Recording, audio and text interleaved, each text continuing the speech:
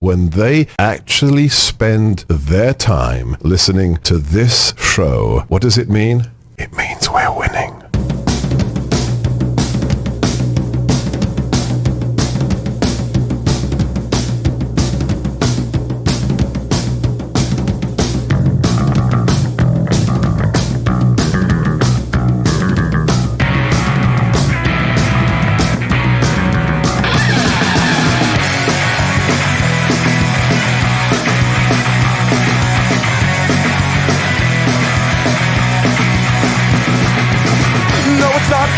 Didn't make it to the vault in a pool of blood from the police assault. No revolution, instead your body beaten blue and red and a bright white light on the horizon instead. Then the napalm drops and the flames won't stop. The teacher's dead, preacher's dead, soldiers dead, cops. The napalm drops and the flames won't stop. The teacher's dead, preacher's dead, soldiers dead, cops. What you gonna do when no one comes for you? You better make a plan for the wasteland. So what's your plan for the wasteland?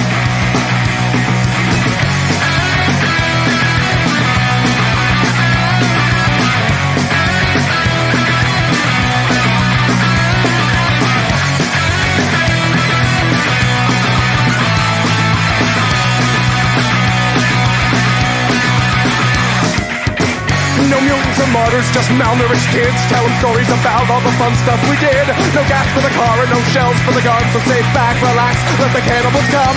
You wish they were zombies, but there's breath in their lungs. Breath in their lungs. What you gonna do when no one comes for you? Oh, what you gonna do when the hungry humans come for you? You better make a plan for the wasteland. So what's your plan for the wasteland? What's your plan for the wasteland? So what's your plan for the wasteland?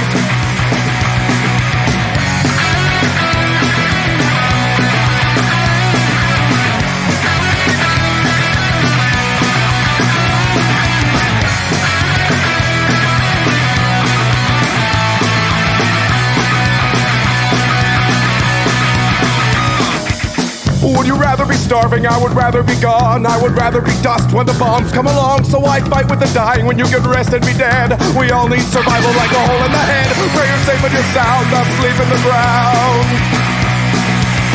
Pray the first fucking target is this quaint little town. When the gas came you choked, when the fun came you drowned. What you gonna do when no one comes for you? Oh, what you gonna do when the consequences come for you? You better make a plan for the wasteland.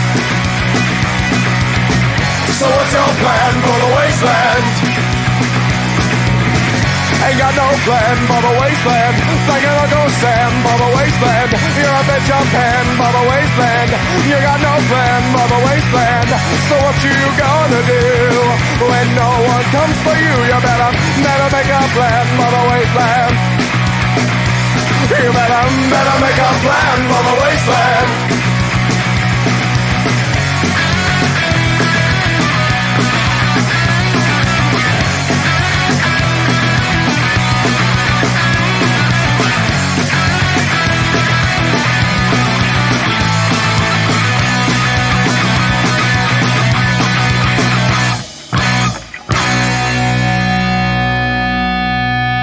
Hey everybody, welcome to the Plex. We do the show live every Sunday at 7 p.m. Pacific right here on Twitch. That's twitch.tv/EchoPlex Media. Please support this project. Just go to echoplexmedia.com, click the support tab. You can donate, you can buy merch, whatever. Quick announcement, on Operation Catterday this week, we're going to, Patty K and the Ruffies manager Chase will be here, possibly other members of the band, and we're going to be doing some giveaways of the Everywhere's an Island album. That album doesn't come out till April 1st. You'll be able to get it about a week before it comes out. You'll also, if you win the digital copy, you will get the 24-bit Wave Masters, which will only be available here. And we might give out a couple custom Ruffy shirts with Echoplex Media logos on them with the cover art from the album, if we can get that together in time. So that's going to be super cool. We're not really trying to announce it too much to the local music scene because we're doing it for the people here, actually. the people who that album has been the soundtrack or part of the soundtrack of viewing experience for over a year that we've had the Wave Masters. They had some problems just with getting stuff done, as a punk rock band might. And so big ups to the Roughies for giving us the Wave Masters as soon as they were done. Been good friends of ours, and we'd like to make sure that some of you out there are the first ones to have that album, because I mean, why wouldn't you want to be the first one to have that album? We're doing the giveaways a couple different ways. We're going to do a couple via the bot, and then we're going to do some kind of scavenger hunty things. They'll be fun. The scavenger hunts will be on Facebook, Twitter, and Mastodon, as well as in our Discord server. So it'll give people an opportunity to not just by the luck of the draw, but maybe to use your skills as an internet researcher, sleuth, to go ahead and get the albums. We may even have some physical copies to send out. And on the good side of this too, if you don't win, you'll be able to buy the album in our shop before it comes out. But you'll pay a little bit more than you would at like Bandcamp when it comes out on Bandcamp. But the idea there is so that you're supporting both this project and the Roughies. So it'll be a little bit more. But again, the digital will include the Wave Masters as well as the MP3s. The Wave Masters will only be available here. You'll be able to buy, if the physical albums are done, we'll be able to send out CDs. We just don't know if they're going to be ready by the 25th yet. If they're not ready by the 25th, we may let you pre-order them here. And again, we're going to charge more, but it's because the split's going to be better, and the Roughies are going to get more money, and we'll take a couple bucks off the top too for providing it. But most of the money will go to the Roughies. And so, you know, if you want to support Patty K's project and whatever, it's not going to be like $50 for the album, but it'll be, you know, 20. And we have a meeting tomorrow. We're going to work it all out, but it should be great. And I figure people that listen to the podcast hear the Roughies all the time. Don't Hate the Cops is a Roughies song if you're a regular listener to the downloadable podcast. Maybe you haven't heard any of the new Roughies stuff if you're not listening live. Speaking of listening live in the podcast, this week is one of those weeks where we're doing a long show for the podcast listeners. The first 2 hours of the show is just going to go straight out onto the pod, because I didn't have time to put an upfront hour together. And I do like to every once in a while sort of give the podcast listeners a bit of a taste of what the live show's like. So also podcast listeners, you might not be getting the whole thing if you're not watching the video. The video for this is available on Odyssey as well as YouTube, though YouTube has a tendency to want to take my stuff down because we cover a lot of conspiracy stuff and they're idiots. And they can't tell like that we're just shilling for the status quo here, baby, most of the time. So without any further ado, we're going to get to our stories for the week. I'm not going to read them off because I'm just going to start going through them right now. So Trump's defense attorney doesn't seem like he knows what the fuck he's doing. Here's him on Ari Melber's show. I don't know if we're going to watch the whole thing. It's a little bit long, and MSNBC tends to be a little litigious, but we'll watch some of it. Now, live on the beat is Trump defense lawyer Joe Tacopina. Thank you for being here and taking the questions. Thanks, Ari. Let's start looking at this case. You have these payments. You don't deny that Trump made this payment. No, payments were made, obviously. Right. Is Stormy Daniels... I call them extortionate payments, of course. We'll get into it, right? Yeah. So the payments are made. Is Stormy Daniels a lawyer? Is Stormy Daniels a lawyer? Yeah. A lawyer? Yeah, is Stormy Daniels a lawyer? I thought you asked... You should ask this guy if he's a lawyer. Fuck it. I'd start with the very base. Like, I don't think she's a lawyer. I don't think her lawyer was a lawyer either, but well, Stormy Daniels is not a lawyer. So she's not a lawyer. And these payments were made. And they were, according to federal filings, classified on the Trump side as legal services. That was false, wasn't it? The payments were made to a lawyer, not to Stormy Daniels. The payments were made to Donald Trump's lawyer, which would be considered legal fees. Michael Cohen, regardless of what we all know about him now, and hindsight is 2020, is a fraud. Is this guy going on Ari Melber's show to incriminate his client? In the Trump world and outside the Trump world with the medallions and all that stuff.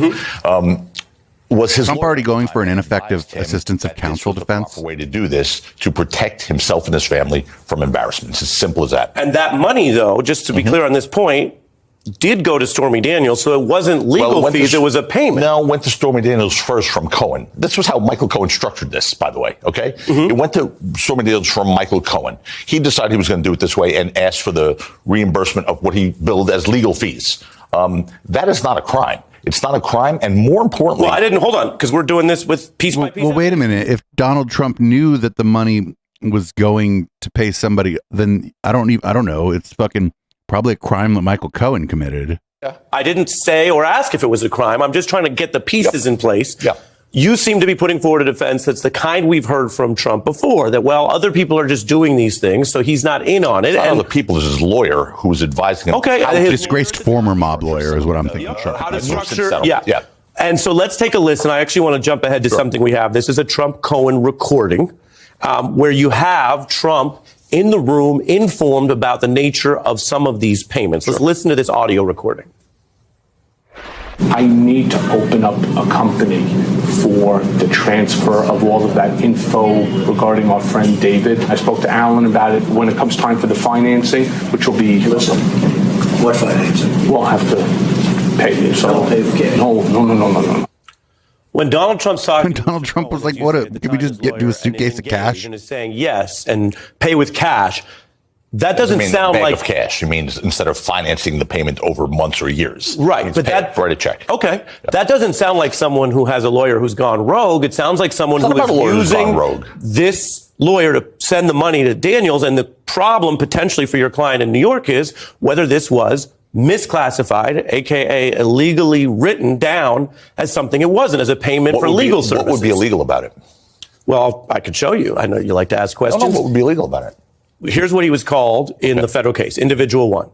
Those were the Cohen charges. And you refer to that to say that that was bad for Michael Cohen. That was campaign finance law violations, right? Right. And here is something that the federal government chose not to bring against Donald Trump. Well, as you know, they were not allowed to under DOJ rules in a federal case while he was president. Oh, and then he was not president, and they still haven't brought cases against Donald Trump. This is true. Thank you. This is true. Thank you. Now you asked about whether this would become a crime or not. And again, the authorities will determine that. But if you're making the defense, I'm trying to understand what the defense actually is, because here's how it was put by the feds. Cohen, with the assistance of Corporation One, arranged for the purchase of those stories to suppress them and prevent them from influencing the election.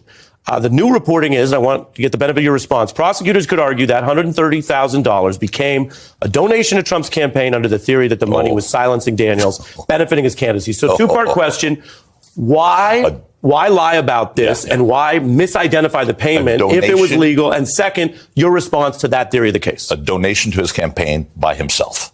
Okay, that's what it would be. This is very different. Look, John Edwards, remember that case where a third party paid for John Edwards' mistress who was pregnant with his baby and all that stuff. That was a third party. That was a donor. Okay. He was acquitted, and the DOJ dropped all charges on the hung counts on that.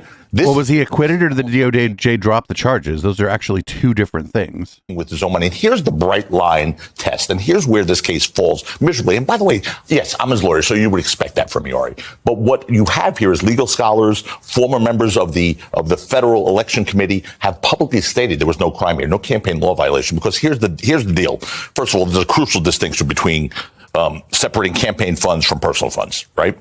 And on personal fund usage, here's the bright line test, and it ends this case. It ends any case regarding Stormy Daniels. If the spending or the fulfillment of a commitment or the expenditure would exist irrespective of the campaign, it's not a campaign law violation. End of story. This would exist irrespective of the campaign. You're making a potential defense that he would have paid this out regardless. It's not only would I say that, his lawyer at the time who pled guilty. This guy's an idiot. He's like outlining what his strategy is going to be on fucking national TV. To all sorts of lies and frauds, who's now a cooperator, said that under oath. He said that under oath. Can you point to other payments that Trump made like this outside of a campaign? During the time of the campaign? Outside of that campaign year, in his other many years on planet Earth, has he ever made a payment like this? I have no idea, Ari. I have no idea. But Donald Trump is a litigious individual who gets sued by a lot of people, okay? No, that's not what litigious means. Litigious means you're the one doing the suing.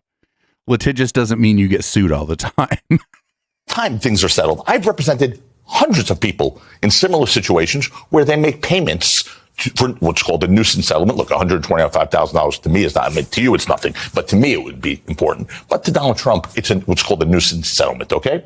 And when you do that, it's to make a problem, an embarrassing problem, go away. It doesn't mean it's real, because he vehemently denies an affair, so it doesn't mean it's real or not. Yeah. It means you're settling something to not have to deal with the aggravation of it. It sounds like a lot of money to me, and we've never, done that much together, but if you were at the early bird special with me, you'd know I like to keep things as cost effective as possible. That's why I have that big bank account. But I'll ask you this. If all of what you say is true. It is. Then why was Trump hiding it and lying about it at the time? And I'll play that for your response. Mm-hmm. He lied about it. We all know that. Take a look. Take a look. Let's see. Mr. President, did you know about the $130,000 payment to Stormy Daniels? Then why did Michael Cohen make this if there was no truth or allegation? Well, you have to ask Michael Cohen. Michael's my attorney, and you'll have to ask Michael. Ari, that's what you're going to consider a lie. A lie to me is something material under oath in a proceeding. Well, I didn't say. Well, no. Wait a minute. No, you can. I can lie to you right now. I'm not under oath. I probably lied to somebody in the last 24 hours, not under oath. That doesn't make it not a lie. Yeah, but that's not a lie. That's not a lie? Here's why it's not a lie. That's not a lie? Here's why it's not a lie. Did you know about this? Let me answer. Did you know about this? No, I don't. No, we don't need that. Here's why it's not a lie. Yeah, we don't need you to have come with fucking. We don't need you. Please don't come with things printed out. So this is unfair. You've shown up prepared. Violating the confidential settlement. So is it the truth? Of course it's not the truth. Was he supposed to tell the truth? He would be in violation of the agreement if he told the truth. So by him doing that, he was abiding by not only his rights, but Stormy Daniels' rights. It seems like we're drawing some blood here because you're having a strong reaction. He did lie about it, and in a confidential settlement, you can easily say, no comment, or I'm not getting into it. He says, and the reason why I look at this, he says, no, I didn't know about it. But he did know about it, didn't he? But here's the thing. I don't know the timing of that video. I really don't. And I'm not trying to play games with you. April 28th. Yeah, but I don't know the timing of that video in relation to the timing of the other video where he was speaking to Michael Cohen. What was the date? Wait a minute. This is his lawyer and he doesn't know the timeline? Video, do you know? Yeah. We have the Cohen recording. This was around the 2016 campaign pre-November. So that was 2018 later.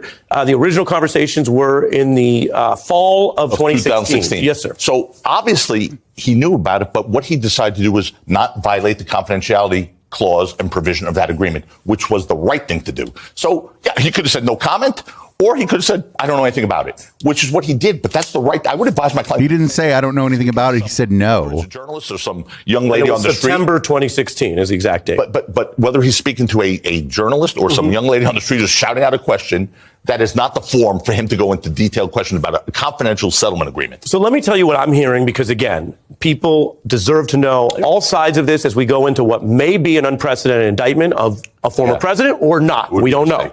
We don't know. It sounds tonight like what you're saying. I appreciate you coming here and taking the questions. Not everyone does that. It sounds like you're saying you have a legal attack on the potential campaign finance violation, and you think you have. Yeah, somebody in chat has a good point. Like, if you have a history of stiffing people on payments, who's going to take your case other than like a slimeball lawyer that might be doing it to like raise their own profile? Precedent that helps you, for example, the federal Edwards case, which Jack Smith oversaw and lost. Correct. To make the point that you don't believe that is a tight, open and shut finance felony. That's number one. And number two, on the misdemeanor case, which is more legally minor, but is not zero, and you and I can point to individuals who've had trouble with misdemeanors. Sure. It seems that you're saying, well, yeah, he lied. He lied. It wasn't really legal services. Stormy's not a lawyer. I didn't say that. What did you say? I said his lawyer advised him to pay him his legal services. And that money went to Ms. Daniels. But the money went to Ms. Daniels before that. He was reimbursing his lawyer. His lawyer sent him an invoice for legal services. Wait, that's even worse. So he lied. It sounds like you're saying, one, not a campaign finance crime, and two, well, the misdemeanor, sure, maybe he lied about it, but you don't want to deal with the misdemeanor. No. You're kind of admitting part of the misdemeanor. No, I am. Ari, please don't put those words in my mouth. I am not admitting he's not guilty of any crime. But they weren't legal services. His lawyer classified them as legal services. His lawyer sent him an invoice for legal services. His lawyer told him they would be properly classified as legal services. He relied on his lawyer. But here's the thing. Even if you put in your checkbook, or I'll use me as an example. I put in my checkbook, I bought a car and I wrote, I purchased a horse. That's inaccurate. That's a lie, maybe. But there's no crime there because this filing. But this isn't about what was in the memo of the check.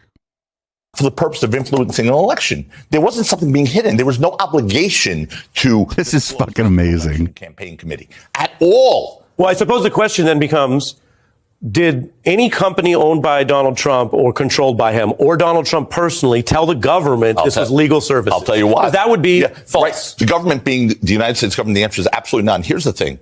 So can you substantiate that? 3 years. First of all, I don't need to substantiate anything. They need to substantiate a charge, right? Well, in a criminal court of law, that's true. Sure. Here we are. They have the burden. Here we are. Well, No, but you're on a TV show. You're on like a talk show. You're not in a criminal court of law. He's not charged yet, but I don't need to. But you sound like someone who's bracing for a charge. Only because I'm listening to this stuff. I still hold out hope that they're not going to do this because I think this will be an enormous stain on the legacy of that district attorney. Look, for the last 3 years, they have scoured every record of Donald Trump. They actually, this Pomerantz in his book wrote. I'll give you one more. I'll get to Pomerantz. He wrote in his book. I will get to that. Okay. We're going to close this out on the facts, as I said, and then we'll turn to what I think you've raised, which are fair questions that the DA should face. Before we turn to that, your colleague went in and made a case to the DA. Can you tell us anything about that? A case against indictment. First of all, the point person on this case has been Susan Nicholas. Yep. Who's one of the top lawyers in the city. I worked with Susan. We've known each other for many, many years. So she's been interacting with them. Number one. Number two, this has not been a tell us what you think and we'll tell you what we think sort of relationship. Okay? We are shocked that this has gotten this far, especially after Pomerantz's grand jury secrecy laws violation. We'll get to that, but do you think she was able to make any headway with them? Was she able, for example, you're telling me, hey, here's my response to misdemeanor, and it's not really a strong campaign finance case. Yeah. Did she say stuff like that? She made all the arguments that we needed to make. I'll tell you that. Whether they were listening or not, look, to me, if they're pursuing this matter, it's weaponizing the justice system to keep this guy out of office. Donald Trump is going to win the election. And if they bring this case, I believe this will catapult. Donald Trump's probably not even going to read we're in the primary. They are weaponizing the justice system. They're taking the vote out of the voters' hands. But Joe, that's not really relevant, is it? Oh, it's certainly relevant. What's not relevant to what? Relevant to what? To his innocence. Either he's innocent or not. No, it's not relevant to his innocence. He's innocent. And if they bring this case because he's innocent, this will catapult him to the White House. Okay. Let me rephrase that. Appreciate it. So I appreciate you taking the questions. We've had a back and forth. That's all about your client's potential legal exposure. Yes. There's another piece to this story, and that is the conduct of the New York DA's office. You have a lengthy letter here. We've been waving papers around.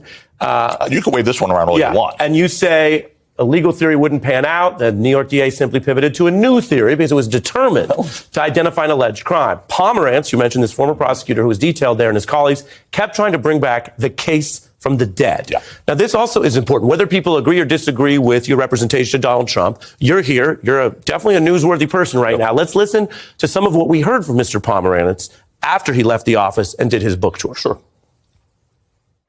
When you describe your reasoning and the debates between you and your team about the hush money thing, are you giving a potential lifeline to Donald Trump's defense lawyers? I don't think we've given the defense any kind of leg up. I don't know what's going on behind closed doors in the DA's office, and I don't know what evidence is being presented. I don't know whether charges will be brought. The evidence is there. It may not be as sweeping an offense or an offense that involves so much money as the financial statement case, but it's still serious misconduct. I hope that case is brought.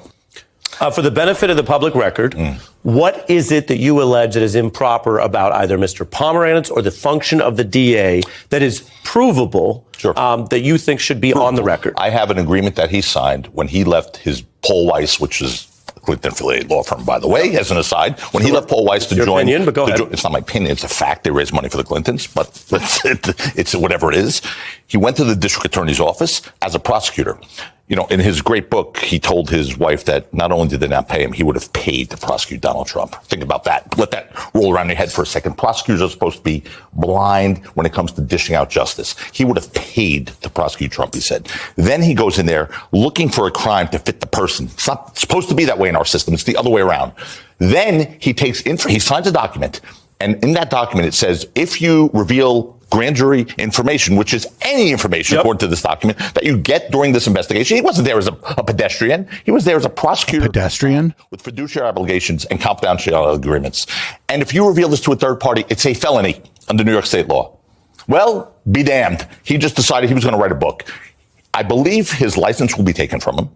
And I believe Alan Bragg is going to look for criminal charges. That's what I believe. That's what I've heard, but we'll see what happens there. But here's what he said. From who? District Attorney's Office. From someone currently working in the office? Correct. Said Correct. what? That they're looking at the conduct of Pomerantz in violation of the grand jury secrecy laws. It's black and white. It's in his agreement that he signed. Why would they tell you that right now? Because I've been interacting with him on that topic. Would you say that in a sworn affidavit? Sure. You have a sworn affidavit you want me to sign? Well, I mean, I don't Would I have it say on that? set. I wouldn't It's say it on. quite- I wouldn't say it on television if I wouldn't say it in the sworn affidavit. Okay. Well, it's a heady allegation you're making, and you're citing the current DA's office. And it's a factual allegation. He signed a document. So here's the question. Don't forget, No, Alan Bragg went on television to say what he's done is in violation of grand jury secrecy laws. And we reported that. That's not I'm a shock here. I'm giving you time on this. Tie up though the Pomerantz Go ahead. thing. Okay. Here's what he said in his book, which was clearly one of the most biased things I've ever read, because he said he wanted to get Trump. He wanted to find a crime to fit Trump. What he said. Nobody else ever wrote a biased Stormy book. Daniels' hush money case was the zombie case. It's the one that no prosecutor would touch in a million years. And it's funny that we have now reduced ourselves to the point of relying solely on Michael Cohen, a guy who's a convicted liar, to bring a case. I mean, there's wiretap stuff.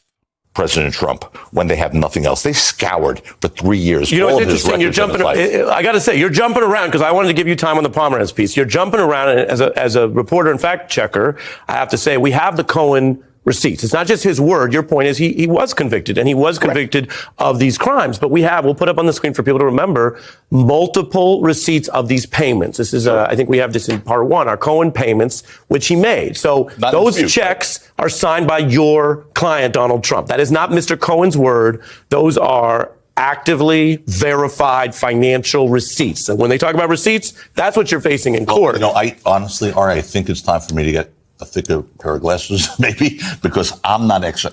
That says Donald Trump on it, right? That's and it's from the actual banks, and it's the actual receipts. Yeah. Made out to who? Will this work in New York court? Will you tell the judge you need glasses? Made out to Mr. Cohen. Oh, yeah.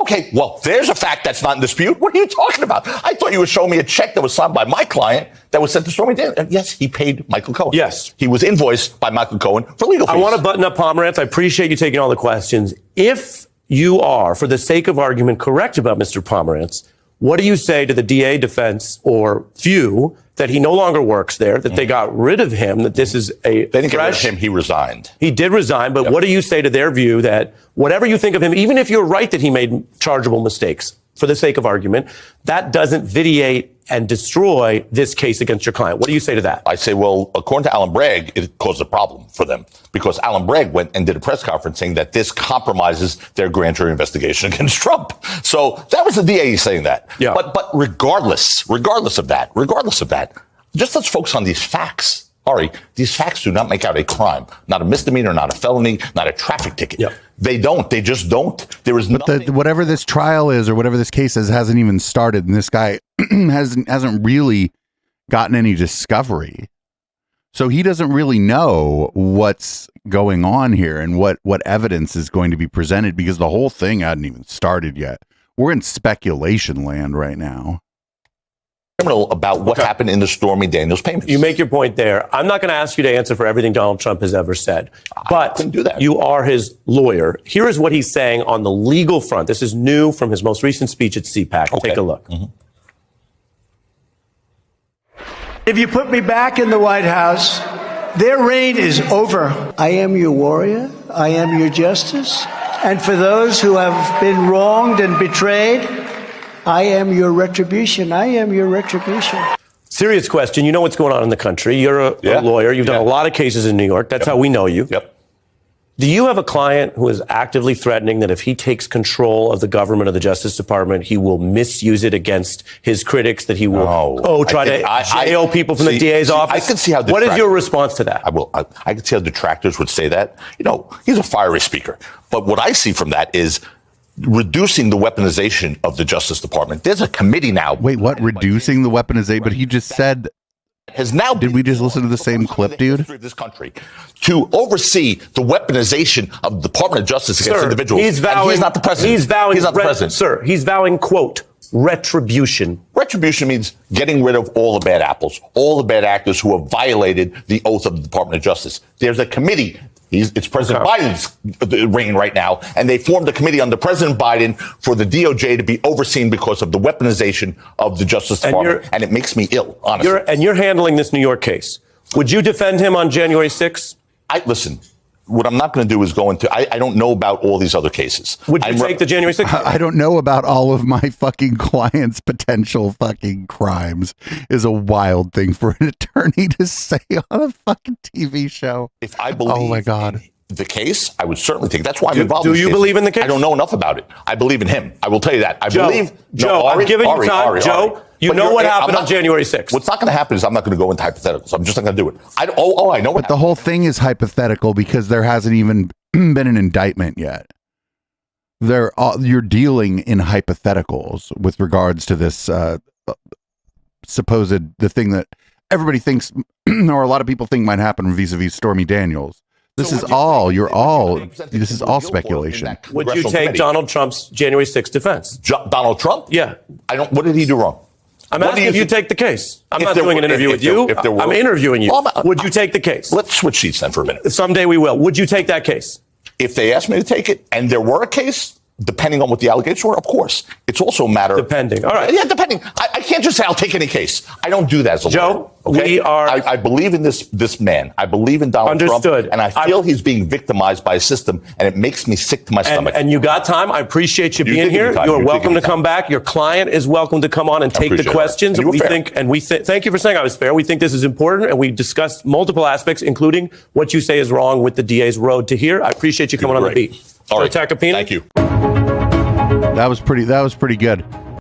I like how he's like, oh, I'm not gonna talk about, basically said I'm not gonna speculate. But the problem is the whole thing is speculation. We don't know the dude hasn't gotten discovery yet. If there is anything going to happen at all in the legal system, the dude has no idea like what the evidence that's going to be presented is. He may have some idea of what it is, but there's a whole part of the process called discovery in a criminal case and in a civil case, if any civil cases come out or arise out of whatever happens here. So this guy's like, I'm not going to deal in hypotheticals. Yeah, you are. The whole thing's hypothetical now. I saw somebody in chat, like if Donald Trump gets arrested, watching him try to resist arrest would be hilarious. Like if since it's a federal case, I believe the U.S. Marshals would come get him, watch him try to like resist arrest or try to tell the Secret Service to like protect him from the marshals or some shit. I mean, if he's going to get arrested, it's going to be fucking crazy. And real quick, if he does get arrested, which I am skeptical is going to happen, but if he does, as soon as that happens, the media wench is going to drag my fucking carcass out of bed and she's going to take the rest of the day off, and we're going to be your one-stop shop for all of that, because we know who to look for. We're not really going to be watching MSNBC, right? We're going to be watching Oreo Express. We're going to be watching like the Clay Clark people. We're going to be watching Turning Point USA. We're going to be watching Daily Wire. We're going to be seeing like what the sort of not the troops. I don't like that word, but who are eventually going to act as his propaganda wing. What they're doing when if he gets arrested, which again I'm pretty doubtful of. I share Zoot's skepticism. Elevators, thank you for the follow. Thank you for the sub. I think you just subbed for the first time. I appreciate it. You could spend your money anywhere. I'm not sure why you spend it here, but fucking A. So here's a whole other take on this matter. This is from one of Trump's former spiritual advisors. We've played a lot of videos of her before. Don't worry, God will make sure that there's actually no indictments. I told you, my children, don't worry about the things that you see, because the things that you see are temporary. What they are trying to do to your rightful president, that's a laughing matter.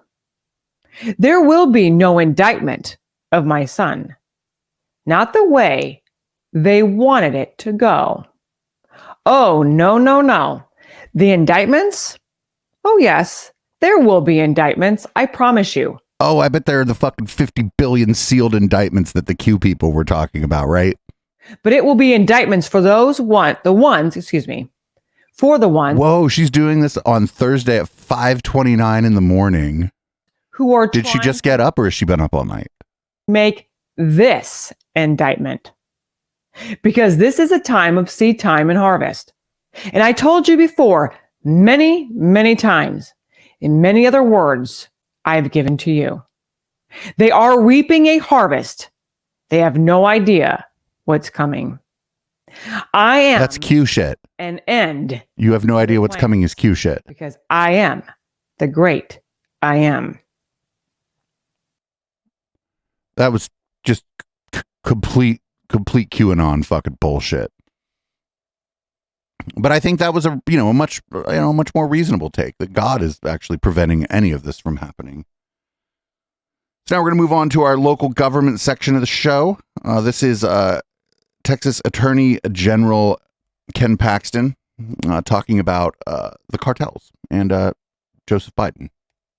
You hit the problem that I struggle with, because most of these people are going to Border Patrol. The Border Patrol are not our enemies, right? They're trying to do their job, and they're being directed to do it a certain way that doesn't necessarily follow federal law, and they know that, and they're frustrated by it. But the challenge would be, we declare invasion. What does that mean practically for dealing with what the major problem is here, which is this asylum issue, where we would have to have some type of direct conflict with Border Patrol? That doesn't make any sense. So it makes the invasion issue more of a subset of the whole. If you declared an invasion and somehow the state could actually execute and stop the invasion, even with that, you'd still have the major problem of most people are being taken by the cartels willfully. I mean, this is all, it's a partnership, and everybody's part of it. The people that are being transported, the cartels, and the Biden administration are all in a partnership. It's not written in a contract, but that's what's going on. So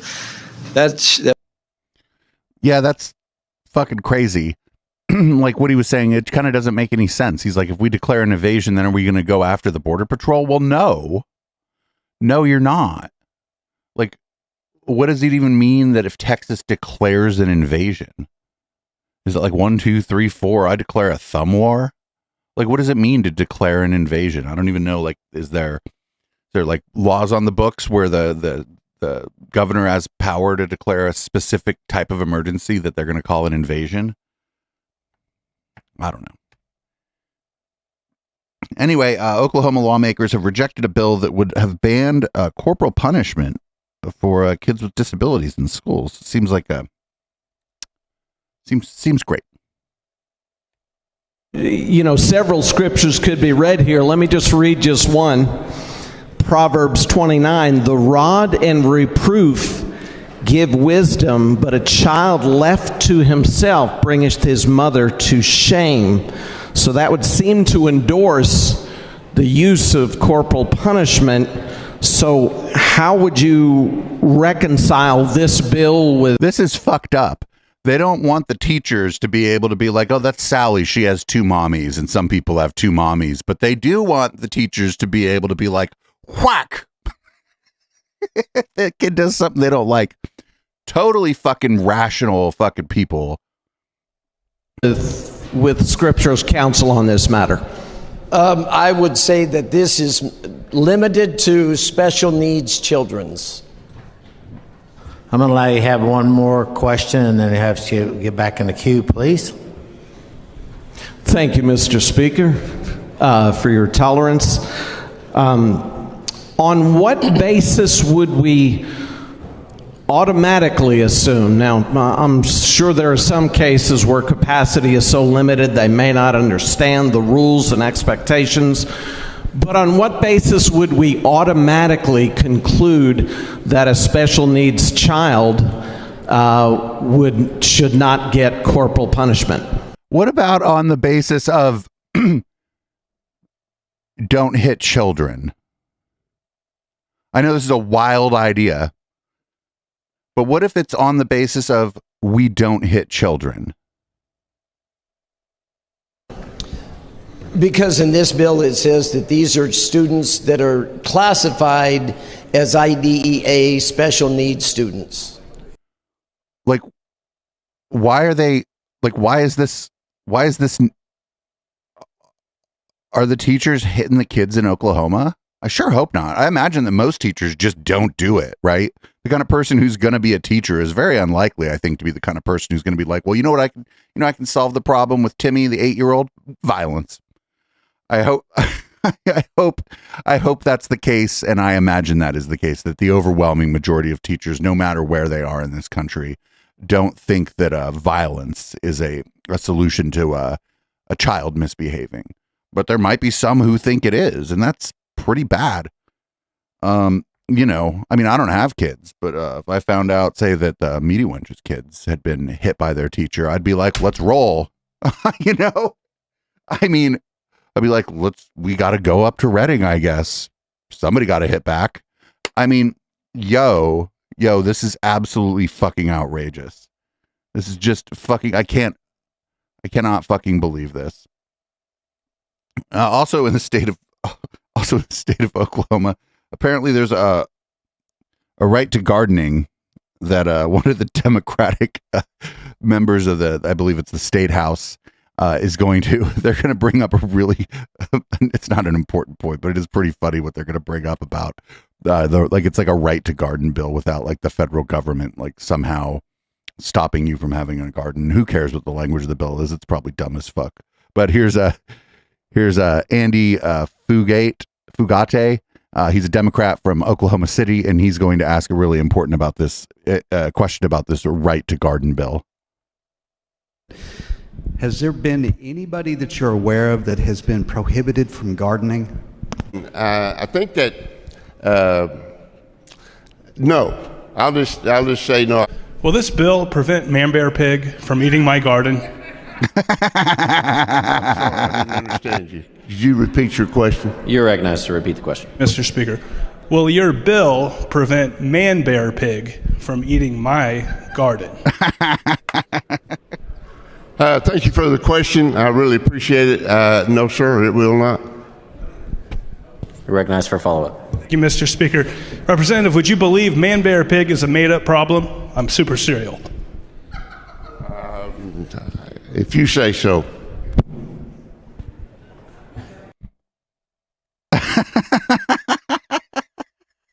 Yeah, the idea that the fucking federal government's going to come in and fucking chop down your fucking tomatoes and shit is just amazing. There are probably federal regulations about like gardening or growing plants or whatever, and they may, if the laws are like read kind of loosely, apply to somebody's garden. But I just don't imagine the federal government is spending a lot of time enforcing that. Maybe on some of the community gardens in the city, right? They might be enforcing that shit on community gardens in the city, but not your backyard. It's just really dumb. It's like they'll take my fucking kumquat plant from my cold dead hands.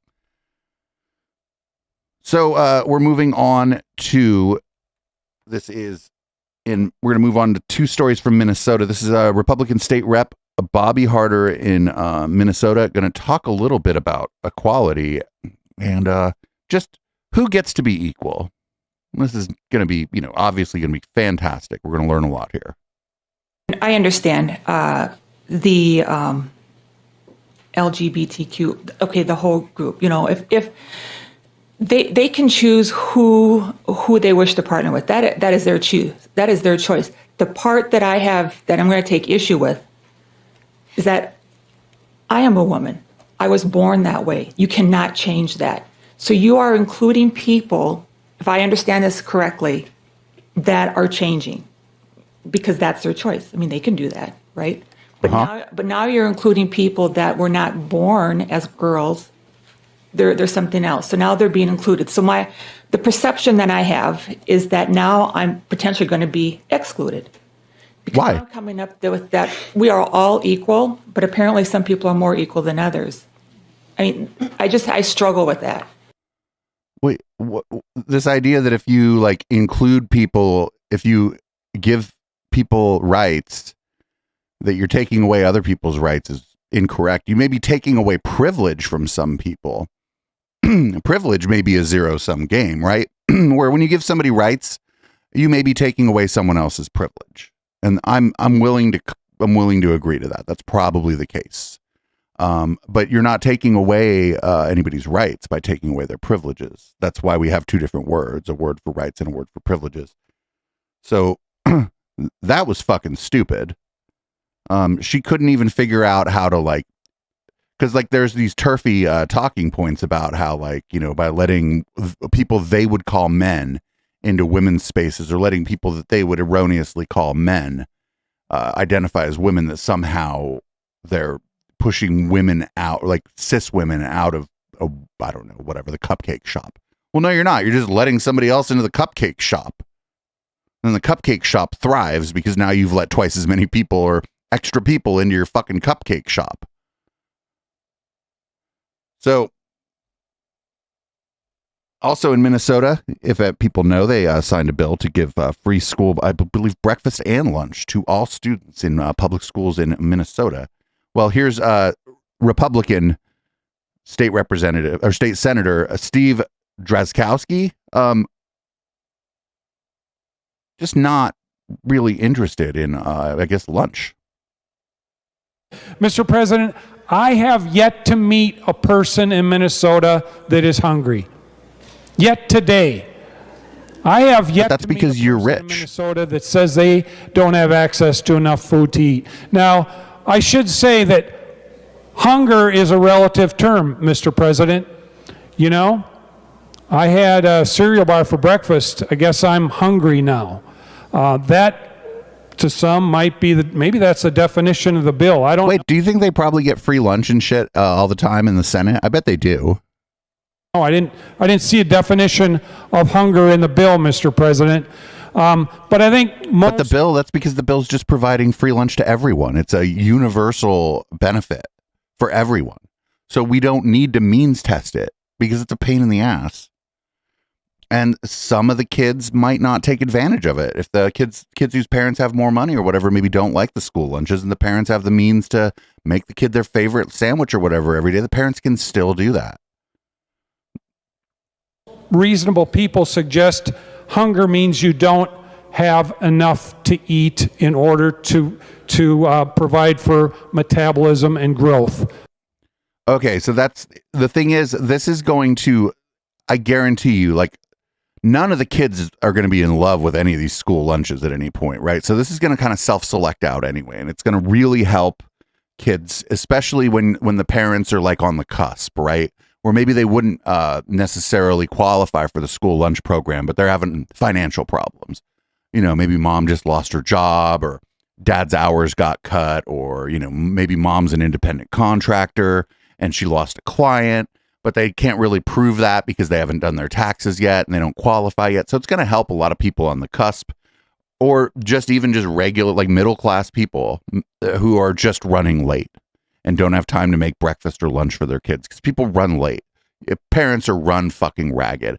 And that's just one less thing that person has to worry about on their way out the door in the morning. And even if it's a rich parent, that's still a good thing. My God. These people need to shut the fuck up. Don't worry, here's Tiny Dancer Ben talking about school lunches. Because usually Tiny Dancer Ben shows up at the second half of the docket, but the school lunch thing ended up on the front half of the docket. So here's Ben talking about school lunches, which I'm sure he is not in favor of. If government can protect kids from the sick radical left, shouldn't they also protect kids from hunger? Wouldn't it make sense to strengthen food stamps and have school lunch be free, since some kids are in school lunch debt? Well, I mean, if you are a parent, school lunches are not going to solve the problem of child hunger at any serious level. If there is a problem of children actually starving, that is a child endangerment scenario to which CPS needs to be called. If you're talking about like actual child starvation, the truth is it does not take that much money to feed a child. I know I have 3 of them. You should be feeding your child. How much money do you make, Ben? It's that simple. There's a much deeper problem at work than school lunches if kids are legitimately starving.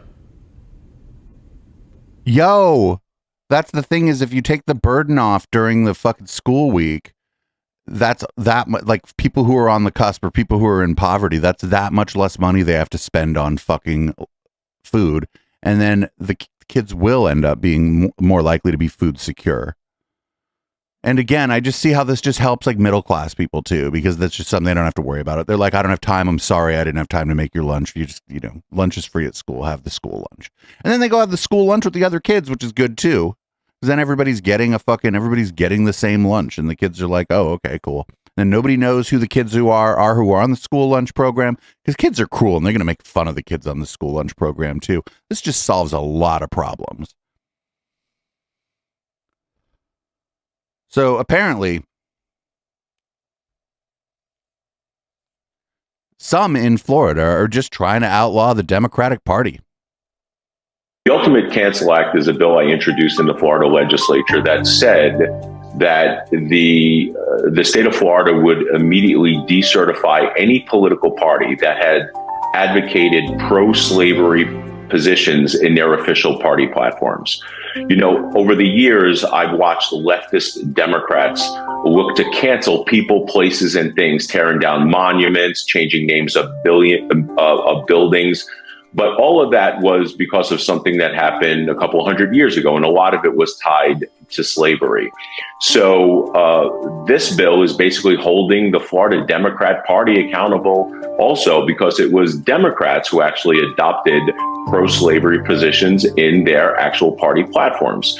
Cancel culture dictates no matter what you do now or what you say now, you basically have to pay for the sins of the past.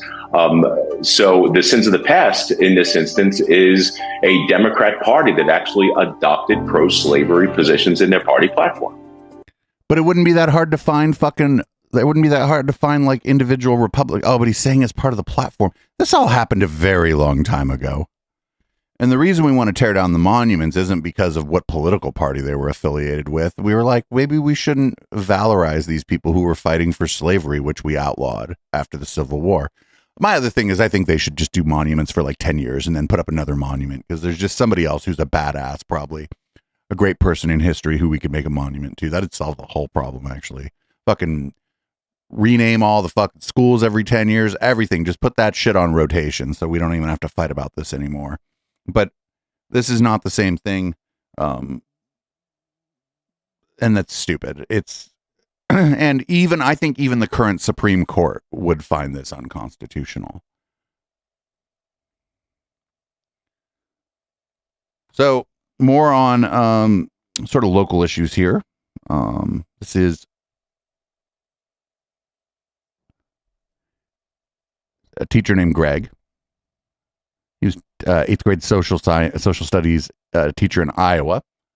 And there are accusations that he broke the anti-CRT law. And here's a call basically that he recorded with, I believe, a school administrator, the superintendent of the schools, actually, whether or not he was allowed to teach that slavery is wrong. Knowing that I should stick to the facts and knowing that to say slavery was wrong, that's not a fact. That's a stance. Is it acceptable for me to teach students that slavery was wrong? I think it goes back to the part with critical race theory is that we can say this is what happened, and again, you probably know more about it than I do, Greg, and I think that's maybe even my and Laura's both, is that this is all new stuff, but in my opinion, here is what happened in our history, and we had people that were slaves within our state. We're not supposed to say to them, "How does that make you feel?" We can't. Wait, why? Does that make you feel bad? We're not to do that part of it. To say is slavery wrong? I really need to delve into it to see is that part of what we can or cannot say. And I don't know that, Greg, because I just don't have that. So I need to know more on that side. Wow. I'm sorry on that part. Yeah. I think with the 5 minutes running down, I understand the level of support I'll be provided from here on out. Oh, shit. Thank you for meeting today. He's like, I understand the situation entirely. Oh, that poor guy. He's just trying to teach 8th grade social studies, and they're like, well, don't tell the kids that slavery was wrong. That's CRT. So now the former president, here's him standing in front of some fucking flags, because that, as you do, and he's going to talk about how Russia isn't really even like a geopolitical adversary of the United States, really, which is a wild thing to say if you're not a fucking Russian asset, or maybe what they might have called in the Soviet era, a useful idiot. At home, the State Department, the defense bureaucracy, the intelligence services, and all of the rest need to be completely overhauled and reconstituted to fire the deep staters and put America first. We have to put America first. Finally, we have to finish the process we began under my administration of fundamentally reevaluating NATO's purpose and NATO's mission. Our foreign policy establishment keeps trying to pull the world into conflict with a nuclear-armed Russia based on the lie that Russia represents our greatest threat. But the greatest threat to Western civilization today is not Russia. It's probably, more than anything else, ourselves and some of the horrible USA-hating people that represent us. I mean, that's true. I just disagree on who those people might be. And I wouldn't frame it as like hatred of the USA. I would frame it as hatred of your fellow citizen, which is kind of on the upswing lately, in case you haven't noticed. And I think that is a threat. Just random, not even random, bigoted hatred of your fellow citizen is a big threat. But that's not what he's talking about. He's talking about me. He's talking about you. He's talking about people who might tune into this channel, to the extent that most people here are United States citizens, I think, or Americans. Most people here live in the United States. Twitch gives you metrics. And and so does the podcast apps. Most people are in the United States who listen to this. So he's talking about us. He's saying you hate America because you don't agree with Donald Trump, which is wild. And that's fairly fascistic, in my never humble opinion. He's especially talking, there's people in the chat are like, excuse me, he's especially talking about me. So here's Lindsey Graham on, if you remember, this week, I think it's kind of no big deal. A Russian plane kind of tried to take out took out a U.S. drone, and I think they took out their own fucking plane in the process. But I'm not 100% sure. Foreign policy and that kind of stuff, we don't really cover it much here. But here's Lindsey Graham to be like, what would Reagan do? They shot down our drone. What should our answer be? To be fair, they didn't shoot it down. They dumped a bunch of fuel on it. They chemtrailed it. Well, we should hold them accountable and say that if you ever get near another U.S. set flying in international waters, your airplane would be shot down. What would Ronald Reagan do right now? He would start shooting Russian planes down if they were threatening our assets.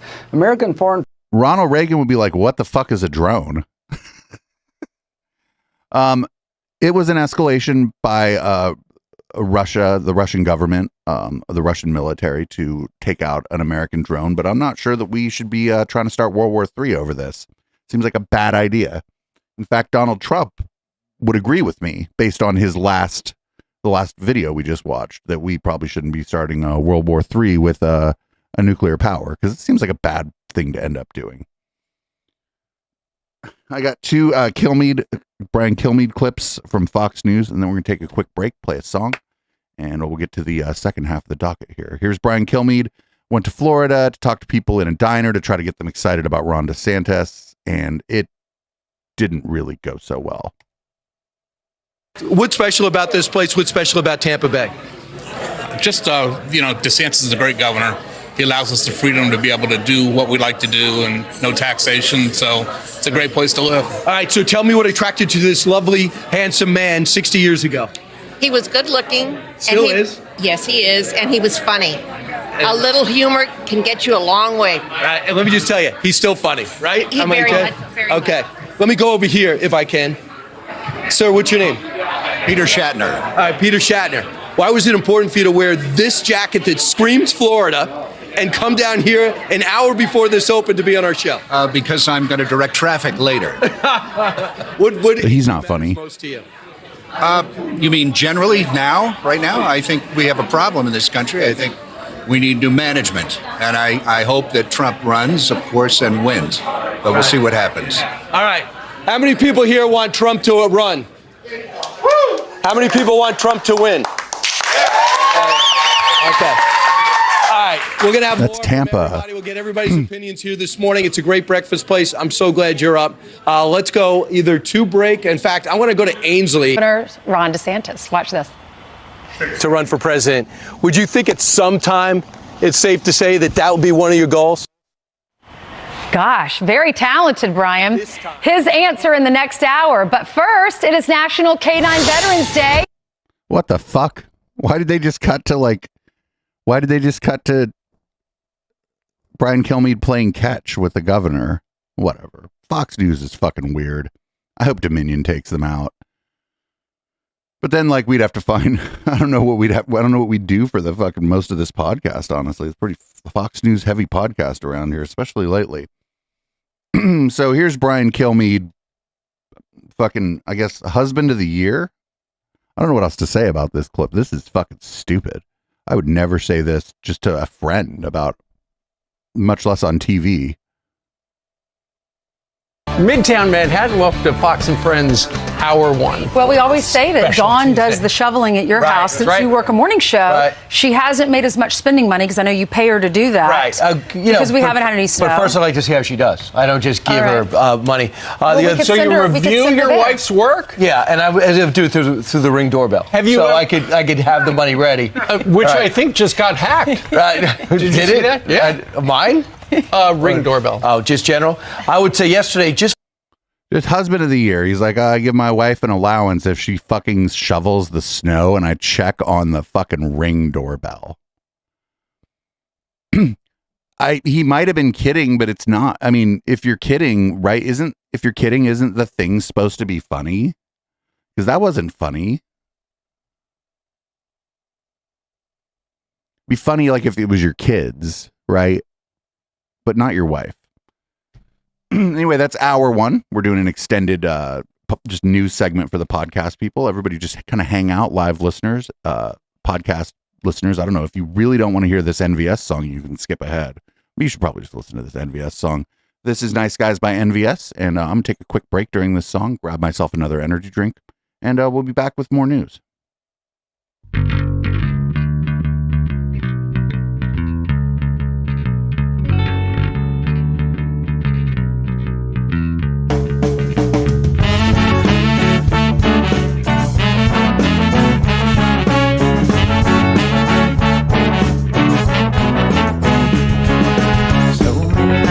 In this world, I'm full of kindness and ethical blindness. So please excuse my sarcastic tone. I'm a bit underwhelmed by the sample shown.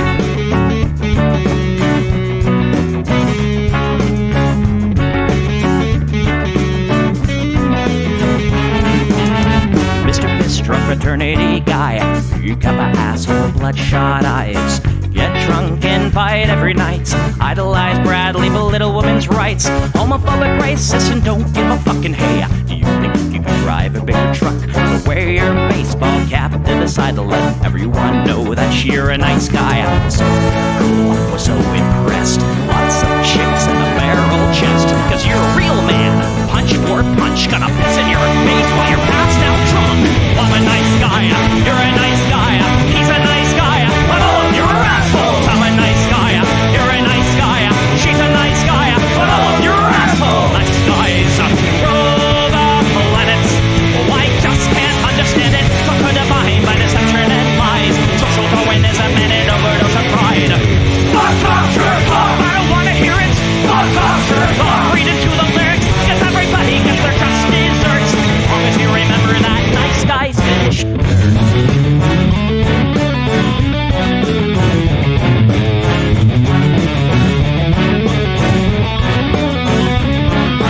Mr. Whitebeater, you're next on the list. Such a nice guy who speaks through his fists. Prick with a penchant for messing with heads. A broken nose for dinner and breakfast in bed. Alcoholic, paranoid, and suicidal too. But you'll probably kill her before she gets away from you. She's in a pool of blood and crying. All your friends say that you're a nice guy. Have a drink, this one's on me. Look, you're doing fine, losing to your disease. Comatose, I'll pack your bags. Bury you like cash ready to gag. I'm a nice guy, you're a nice guy. We're all nice guys, but oh, you're an asshole. He's a nice guy, she's a nice guy. Hey, Tom Bo's a nice guy. Oh, you're assholes, nice guys. Oh, the planet, the podcast. Put a body, but it's not and lies. So when there's a minute overdose of pride. Fuck off, jerk off, I don't wanna hear it. Fuck off, jerk off, read into the lyrics. So let the fucking pill quench your thirst. As long as you remember that nice guys finish first.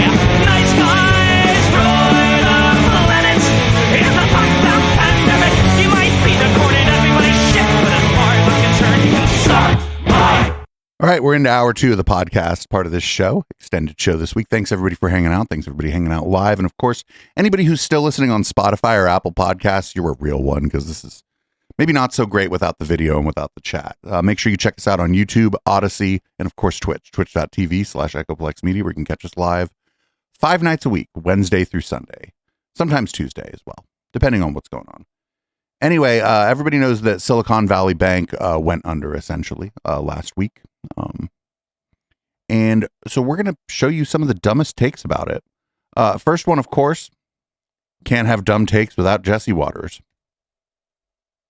When the Fed chair finally raised rates, the bank got crushed. Well, why weren't they paying attention? Silicon Valley Bank is a woke Biden bank.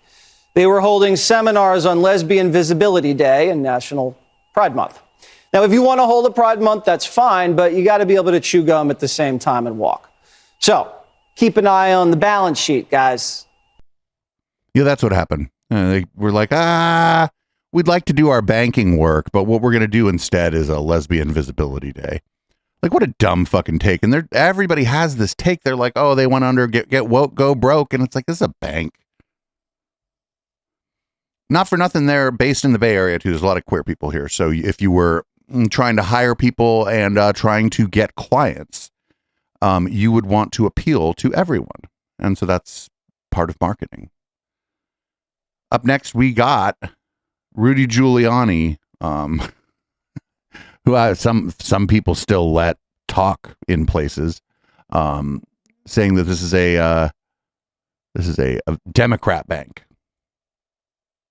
You know, they're not calling this a taxpayer bailout, but it certainly is a bailout of sorts, is it not?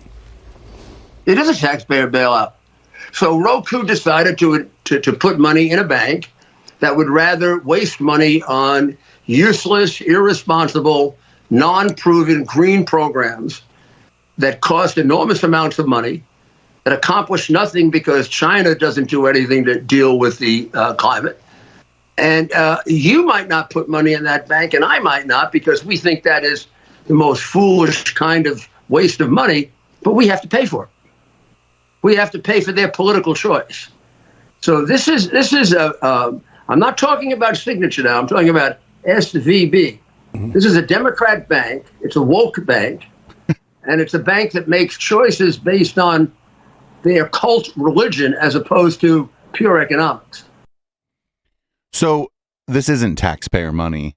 After the last collapse, the banks are engaged in the functional equivalent of auto insurance. all the banks have to put some money in this fund that will bail out banks or make their depositors whole if shit hits the fan. And that's where either all or most of this money, or most or all of this money, is coming from. So he's just incorrect. I had to look into this, actually. I didn't have to, but I decided to, because it only took a few minutes to look into it. I don't know. I'm not a genius like Rudy Giuliani, though, so he just knows shit without looking it up, apparently. So up next, we got Obama made the banks woke with good old Tucker Carlson. Because, of course, it's Obama. Obama made the banks woke. But that's not the end of the story. In some ways, it's the beginning. So here's the part where you pause and ask yourself a question that too few seem to be considering right now. They're doing this. What are they going to get in return? Oh, something, for sure. Remember that after 2008, the Obama administration, Eric Holder, swooped in and imposed DEI, diversity, equity, and inclusion standards on the entire financial sector. And that's one of the main reasons our big banks are now increasingly incompetent, and also one of the reasons Americans are so divided by race. Like the subtext of this is that people who aren't middle-aged or older white men are incompetent. That's the subtext here. Ideologues used the 2008 bank bailout to kill American meritocracy. Also, George W. Bush was the president in 2008. That's a big step, mostly unacknowledged, but we're living with its consequences. So you have to ask yourself, what are they going to do this time? They're going to use the fund that all the banks paid into to make the depositors whole. And the investors are going to get nothing. That's it. That's what they're going to do.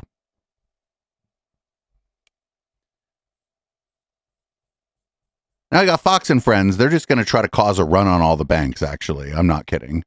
Here's Fox and Friends. They're like, let's do a run on the banks from our morning show. David Sachs, who's well-respected general partner. Oh, my God, David Sachs. I loved fucking watching David Sachs just melt the fuck down last weekend, because the news about SVB dropped on a Friday, and David Sachs just freaked out on Twitter all weekend. So did that asshole Jason Calacanis. Oh, it was so glorious to watch. Check out our How the Tech Are You show. We got a little bit more into that on our How the Tech Are You show. Aircraft Ventures. He's on a podcast, and he's saying he thinks the more banks could go down this road. Mm-hmm. And then Wall Street Journal writes, saying in their editorial, that he is a panic spreader. Yeah. So yes. To take it easy today and don't let this ripple through the economy. There's other fear is if you get rid of the regional banks, if all the regional banks say, okay, if they fail, I fail, and if we could become a country run by 4 major banks, we all lose. I understand not ensuing panic, but I think it's time to be honest with the American people at the same time. We need to go to our banks and take our money out. Well, I mean, I think if you're above that $250,000 mark, that's not insured. That's not insured. I think there should be some caution right there. And I think for the people that are saying, okay, these are just the big tech companies. What about the little small business owners like Etsy, like this one lady that Nina was talking about? Look, I'm a mom and pop store. I'm just selling my merchandise on there. True indeed, this is in Etsy, but it's a marketplace. But like, then if she's just selling a few things on Etsy, she probably don't got no fucking $251,000 in a single bank account. Of other small business owners, I think that's the real problem. It shows you how it trickles down. Even if she doesn't bank with this bank, how it's affecting her. They were heavily into equity and all these pride days around the world. Where is your focus on regulation and risk? And I think that there's an imbalance there. And it seems like a lot of these venture capital companies were all concentrated. Well, when it was good, startups in these tech centers. That's exactly right, Brian. So it wasn't actually a lot of venture money that was in there. The problem was that there was payroll in there. There wasn't a lot of VCs that kept their money there. The venture capital firms keep their money in the big banks, as you would expect them to. Although I hope David Sachs lost a bunch of money. I don't think he did, but I hope he did. Well, he wouldn't even live. He just had money deposited there. It would have been backstopped. I think we should backstop everyone but David Sachs and Jason Calacanis, actually. Fuck those people.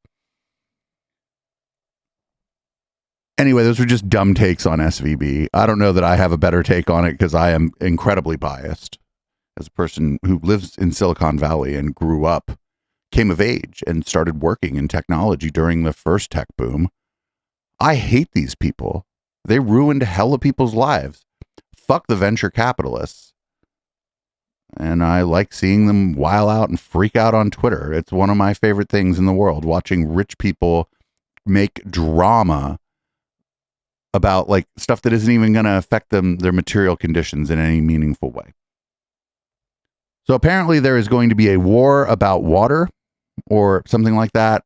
It's not Waters, not Jesse Waters, but it is Fox News. And here's the water war on Fox News with somebody who apparently is calling himself Leo 2.0.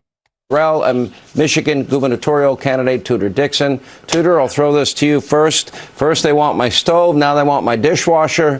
What's next? They're going to take away my iron next? I don't know.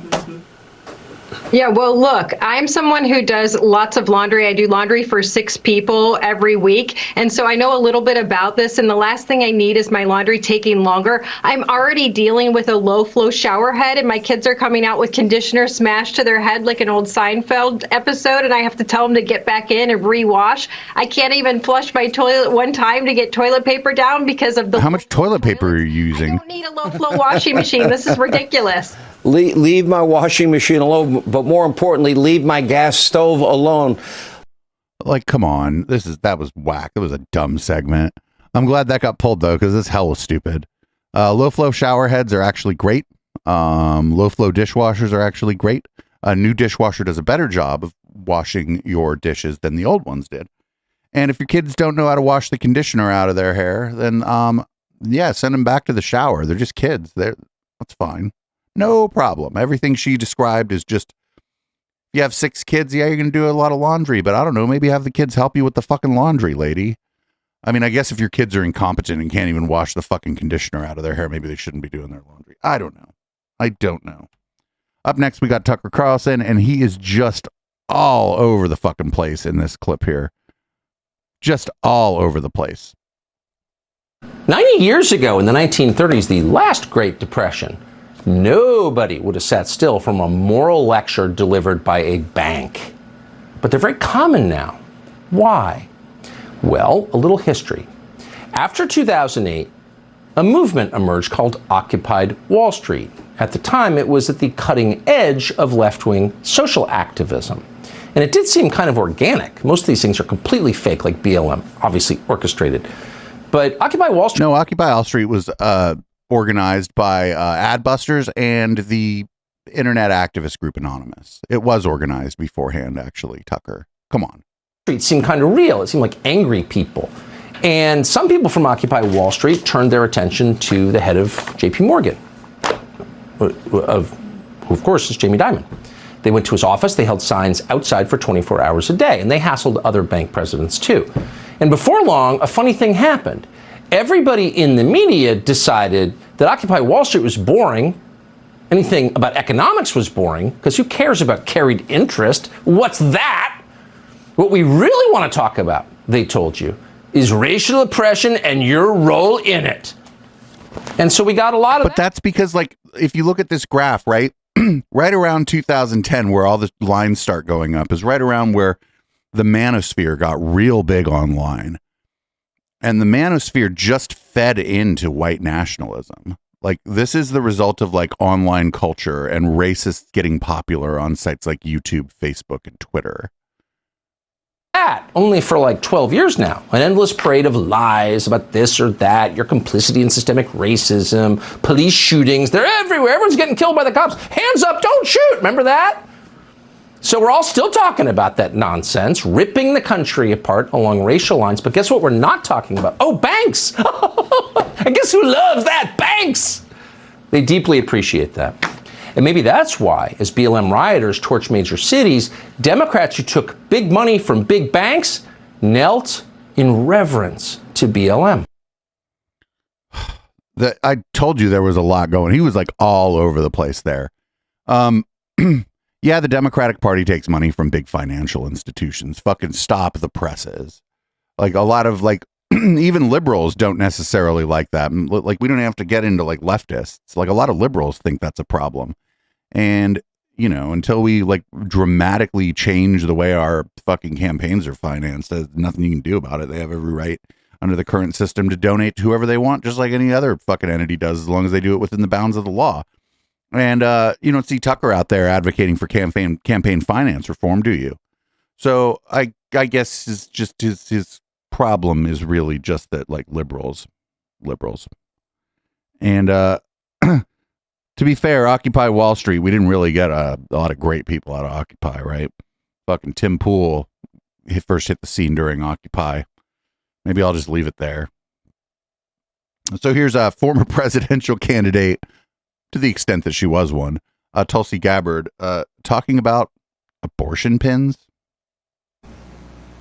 You celebrate. I couldn't believe it when I saw it in this last State of the Union speech, how many members of Congress are walking around with a big abortion pin on their suit jacket. Not just advocating for, but celebrating abortion on demand without exception, all the way up until birth or even after birth. Normalized. Wait, what are you talking about? I've seen this in places like New York and in Wait, what the fuck? What do you mean after birth? So this goes. That's no longer an abortion after birth. It's fucking infanticide. Nobody's calling for that. I mean, you could probably find some dumb fuck on Twitter advocating for just about anything, right? But like, this is stupid. She's just become like a caricature of like she's become a caricature basically of Sarah Palin at this point. There were so many people for such a long time who didn't fucking listen to people like me and, people at the Majority Report and kind of that leftist best fam about be like, oh, she's kind of sketch, actually. I don't know about Tulsi. And I mean, we were right. She's kind of sketch and maybe not so much kinda. She's sketch. She's going around here telling you that fucking there are after birth abortions. Like that this is not happening. I mean, are people committing infanticide? Sure, but they're not abortion doctors. There are people who do horrible things to their children, but that's not an abortion. Anyway, I had no idea that Mark Levin is still broadcasting, so I saw this come across my feed. I don't even care what he's talking about. Let's see what Mark Levin has to say. I'm sure it'll be great. He's on Fox News. Joe Biden's an economic illiterate. Joe Biden's the guy who said we need to spend more money to beat inflation. When he came into office, as you said, there was no inflation. Interest rates were negligible. Now they're through the roof. Joe Biden has destroyed our banking system. He's destroyed our food system. He's destroyed our immigration system. He's destroyed our student loan system. He's destroyed our energy system. He's destroyed our athletic system. And that's a lot of work. But I think he's more Herbert Hoover. And he's setting fire to this country economically, politically, socially, and militarily. And you know what? It's only going to get worse with this guy. Shortages on electricity, shortages on oil, shortages on food, people coming over the border, and on and on and on. Why? Because he's an idiot. That's why. All right. Well, whatever.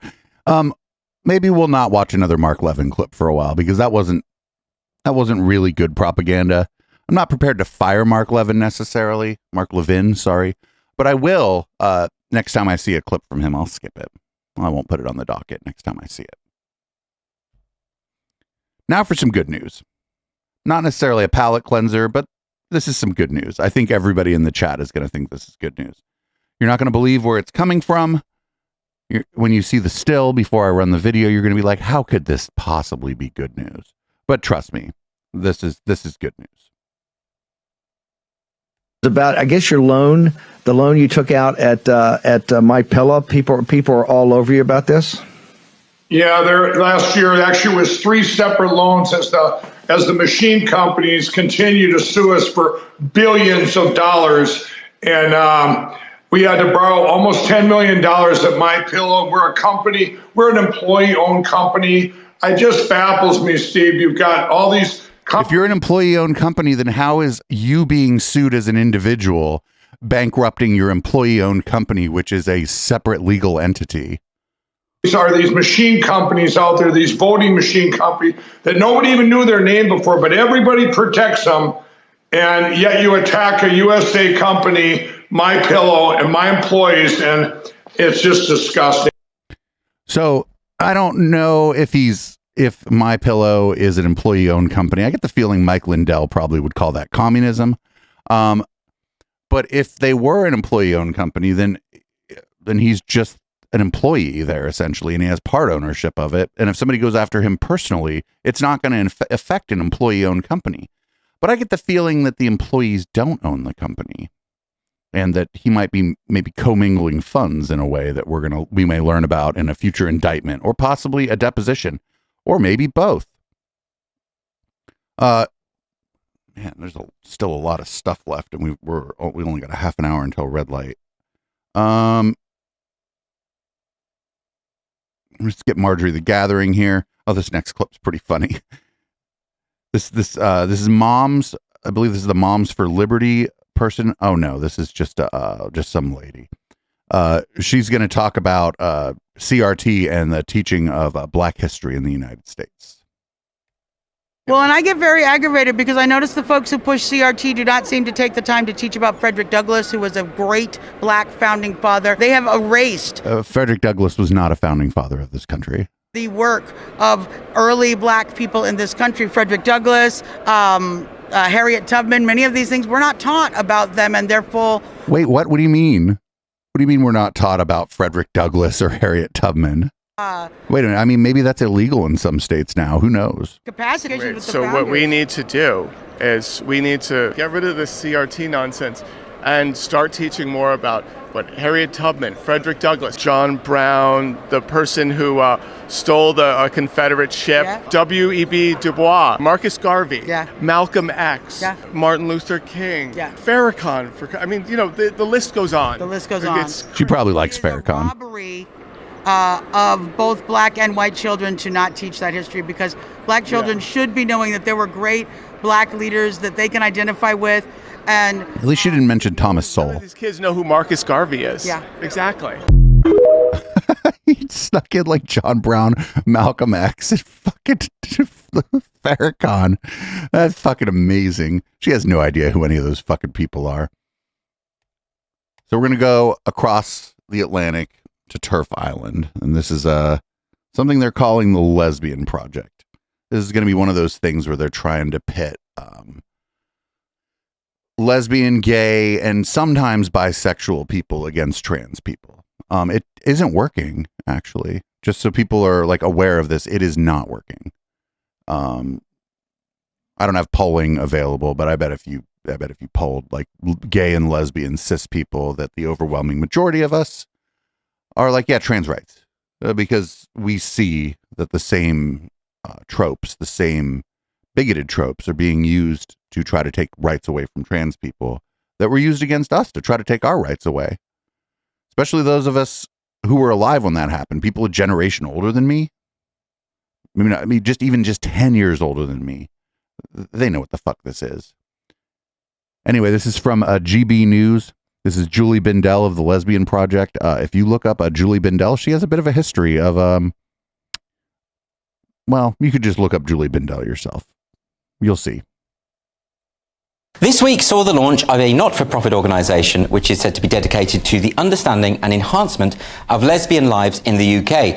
The Lesbian Project is the brainchild of tennis great Martina Navratilova, former university lecturer Kathleen Stock, and feminist campaigner and writer Julie Bindel. And I'm Martina Navratilova's a TERF. What the fuck? Delighted to say Julie's here with me now. Welcome to the show. Thank you. So, the Lesbian Project, what's the genesis of this? Why did it start? What were you thinking? Well, I was thinking a couple of years ago, why is it that the word lesbian and gay, or the terms lesbian and gay, have become all one word? And then, of course, we'd been subsumed within what has been known as more like a unbreakable Wi-Fi code than a useful acronym of LGBTQIA+. Nobody knows what... Well, if You just remembered it. 2S as well, isn't it? Two spirits. Yes, exactly. And nobody knows what the extra Q is. Nobody cares, quite frankly. And I thought to myself, I've never seen the 2Q. when I came out as a lesbian in the 1970s, queer and questioning. It was a dirty word. It was a word that I had to get used to saying. I would call myself gay or say I was bisexual because lesbian was really terrible. There were no good role models. So now what I would like to do is to do that to trans people, if that's okay with you. For lesbians. There were some for gay men that weren't exactly positive, but they were not grotesque. Yes. So we were portrayed as sexual predators. Wait, what? Butch as hell. Wait, what are you doing to fucking trans people right now? Like, listen to you. So Butch you could donate to a sperm bank. I mean, really grim stuff. And now where are we? Whereas there's more pressure from young women, or rather on young women, to identify as queer, which is their choice. But women have told me that they like the word lesbian, but they've been told in their university LGBTQIA plus groups, usually headed by some man, that the word lesbian is so last season. Wait, no, I don't think anybody is telling a woman who is primarily attracted to other women that you can't call yourself a lesbian. I don't think anybody's telling people that. Who the fuck is saying this? Like, she's like, oh, it's just some man at a university. Well, who? Does he have a name? It's really interesting that that's now become either a dirty word again or unfashionable in some way, because that long acronym, whatever we want to call it, LGBTQIA plus or whatever, some of the stats coming out of, for instance, America are suggesting that a significant proportion, something up to 40% of young people are identifying into that category. Yes. Most of them statistically must be straight. That's right. And so wait, why do you think that? Because in the past, people didn't identify. I bet a lot of people are identifying as gender fluid, bisexual, even maybe heteroflexible, which is like a fun word that I like. I think they're just more, I think younger people are just more open to these things. That means they may, most of the people, a lot of those people are going to primarily exist as cis people, and they're primarily going to probably have opposite sex partner relationships or whatever. I'm probably fucking this up. But if they want to be like, well, I might, who knows, I might play with my gender a little bit, or I might have a same sex experience, I might be open to that. Then who fucking, okay, that's fine. Problem that I have as a lesbian isn't that other people want to identify as queer, as asexual, as sapiosexual, as aromantic, as all of those other ridiculous, quite frankly. To be fair, sapiosexual people are probably very annoying. They're like, I'm just attracted to your intelligence. It's like, shut up. Groups that suggest that they have some kind of oppression. Yes. I mean, for example, Ruth Hunt from Stonewall took time some years ago when she was still director to say that there were groups that weren't being best served within the Rainbow Coalition, and pointed out asexuals and aromantics. Well, who loses their flat? Who loses their family for not actually wanting to fall in love, for example? But you don't lose your flat and your family if you're gay or lesbian or bisexual, or hopefully not trans. There's laws, so like the same laws that would protect me as a gay man would also protect somebody who's openly asexual. I don't fucking see the problem. You shouldn't just be able to get kicked out of your fucking apartment for being fucking anything, even late on your rent, I don't think. What was happening with young women being told that lesbian was a dirty word was that they were, of course, therefore identifying out of that category. But who's doing this? I don't think anybody's saying that lesbian is a dirty word. I know hell of lesbians. I don't hear any of them complaining about this. Have research such as that you've cited, where 40% of all people in a particular age group say that they're part of this big rainbow coalition. Obviously, that doesn't mean that they're either lesbian or gay. It means... Well, no, because we're like, come on in. Most of us are like, come on in, baby. Come on in. We got you. We've been through this. To some extent, we're on the other end of this. We got you. I don't see what the problem is. You don't got to hang out with you don't got to hang out with anybody. I bet you don't get invited to shit. So. Straight people identifying as queer. So what we want to know, and why I went to Kathleen Stock and then Martina Navratilova with the idea, which they were thrilled about, is where are the lesbians? Everywhere. Home Depot. What is the research about lesbian life, of which there's very little and hasn't been since the 1970s? The Subaru dealership. What happens, for example, when we marry or divorce? What happens to our children when we come out as lesbians?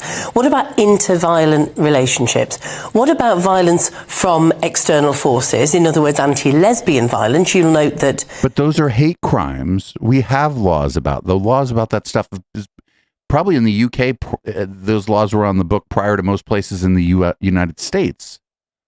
Term homophobia is used to cover us as well. Yes. And actually that means anti-gay violence.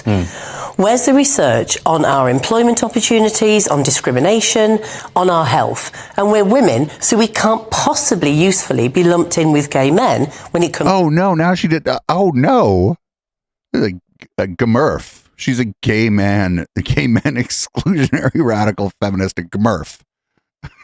Those issues. So are you saying that the proliferation of these various identity groups has actually muddied the waters and made it harder for lesbians to work together and be activists? Yes, so I absolutely support the right of anyone to have an identity, whatever they choose.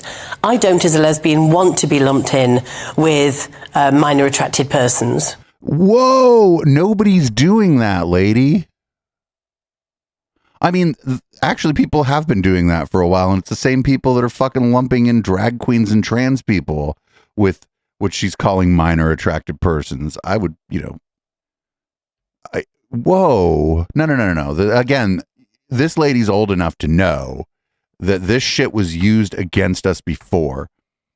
Nobody's there. I mean, again, you probably find some dumb fuck on Twitter that's like, oh, that's part of the Rainbow Coalition or whatever, but they're probably saying it because they hate gay, lesbian, bisexual, trans, and other basically non-cis straight identities and sexualities. Nobody's doing, I mean, again, you can't say nobody, but this isn't a thing that's happening in the gay community or in the Rainbow Coalition at large. This is a fucking trope we've been fighting against forever. No, MAP, which is the latest addition to this Rainbow Coalition, which means child abusers. Yes. I don't want to be lumped in. No, nobody's doing. No, you're lying. You're disgusting, actually. Fuck you. Inksters, in other words, men that like strangling women during sex. That isn't an oppression. That is not a sexual identity that has any meaning. So as a lesbian, what I want to know is how do we navigate our way through lives in a happy way, in a way that's positive for us? And how do we come out? What happens to us when we come out? What about our health issues that's distinct from gay men and other groups, without saying that we don't want those other groups to have their own research and have their own identity? When we think about so the bigotry against, we'll just say gay men and gay women is essentially the same bigotry. That's why at the beginning it was lumped together. That's why homophobia, nobody would be like, oh, that's just about gay men. Even fucking 30 years ago, nobody was saying, well, homophobia is only about gay men. Like, everything she said is wrong. And also, she's a GMERF. She's like, I don't even want to be lumped in with gay men. Well, fuck you. I don't want to be lumped in with you either, but fucking them's the breaks. People fucking, groups happen whether or not you like it. You get grouped in with other people fucking all the time. Sorry, lady. You think I'm fucking ecstatic to be grouped in with you and fucking Martina Navratilova and Catherine Stock because I think all three of you are lesbians? No, you're fucking monsters. But I understand that, like, we do share a group identity in that we're same-sex attracted people. Like, and then the shit about minor attracted people, that fucking shit was used against gays and lesbians, mostly gay men actually, but gays and lesbians for a very long time. Now she's doing the work of the fucking people she claims to oppose for them. She's like, I don't like these people that don't like lesbians. Well, you're doing some of their work for them, lady, because there's fucking splash damage on your transphobia, and the splash damage is happening to other queer identities.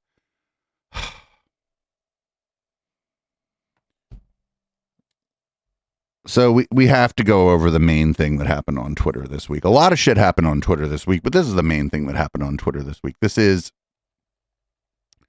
Brianna Joy Gray asking Bethany Mandel a simple question about one of the things that she's been sort of banging the war drum about for fucking ever. And it's interesting that in an environment where she might be asked a follow-up question, she got nothing. Of Americans consider themselves very liberal, and probably fewer of them consider themselves to be woke. And so, when we talk about traditional, what does that mean to you? Would you mind defining woke? Because it's come up a couple times, and I just want to make sure we're on the same page. So, I mean, woke is sort of the idea that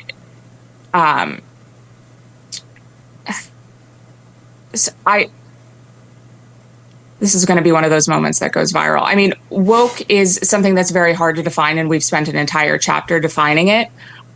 It is sort of the understanding that we need to totally reimagine and redo society in order to create hierarchies of oppression. It's hard to explain in a 15-second soundbite. Yeah, look, your time. You can take your time. So this was good. Brianna Joy Gray hasn't been doing the best work lately, we could say, right? She's been wrong on a lot of stuff, pretty bad on a lot of stuff. And she did a good job here by just being like, well, what do you mean when you say that? Because that's fair enough to ask, because it's not like it's some technical term that people don't know or whatever. Her whole project has been around this idea of wokeness. And so that was good, but then fucking Brianna Joy Gray went out there and apologized essentially for it, saying, "Oh, I didn't mean it as a gotcha," and blah blah blah. And I was like, "Well, okay, thanks. You did. You finally did something good, and now you wish you hadn't, because maybe the right wing elements of the audience over there at Rising didn't like it. So, not all good things are actually good, and that was a case where it's not good.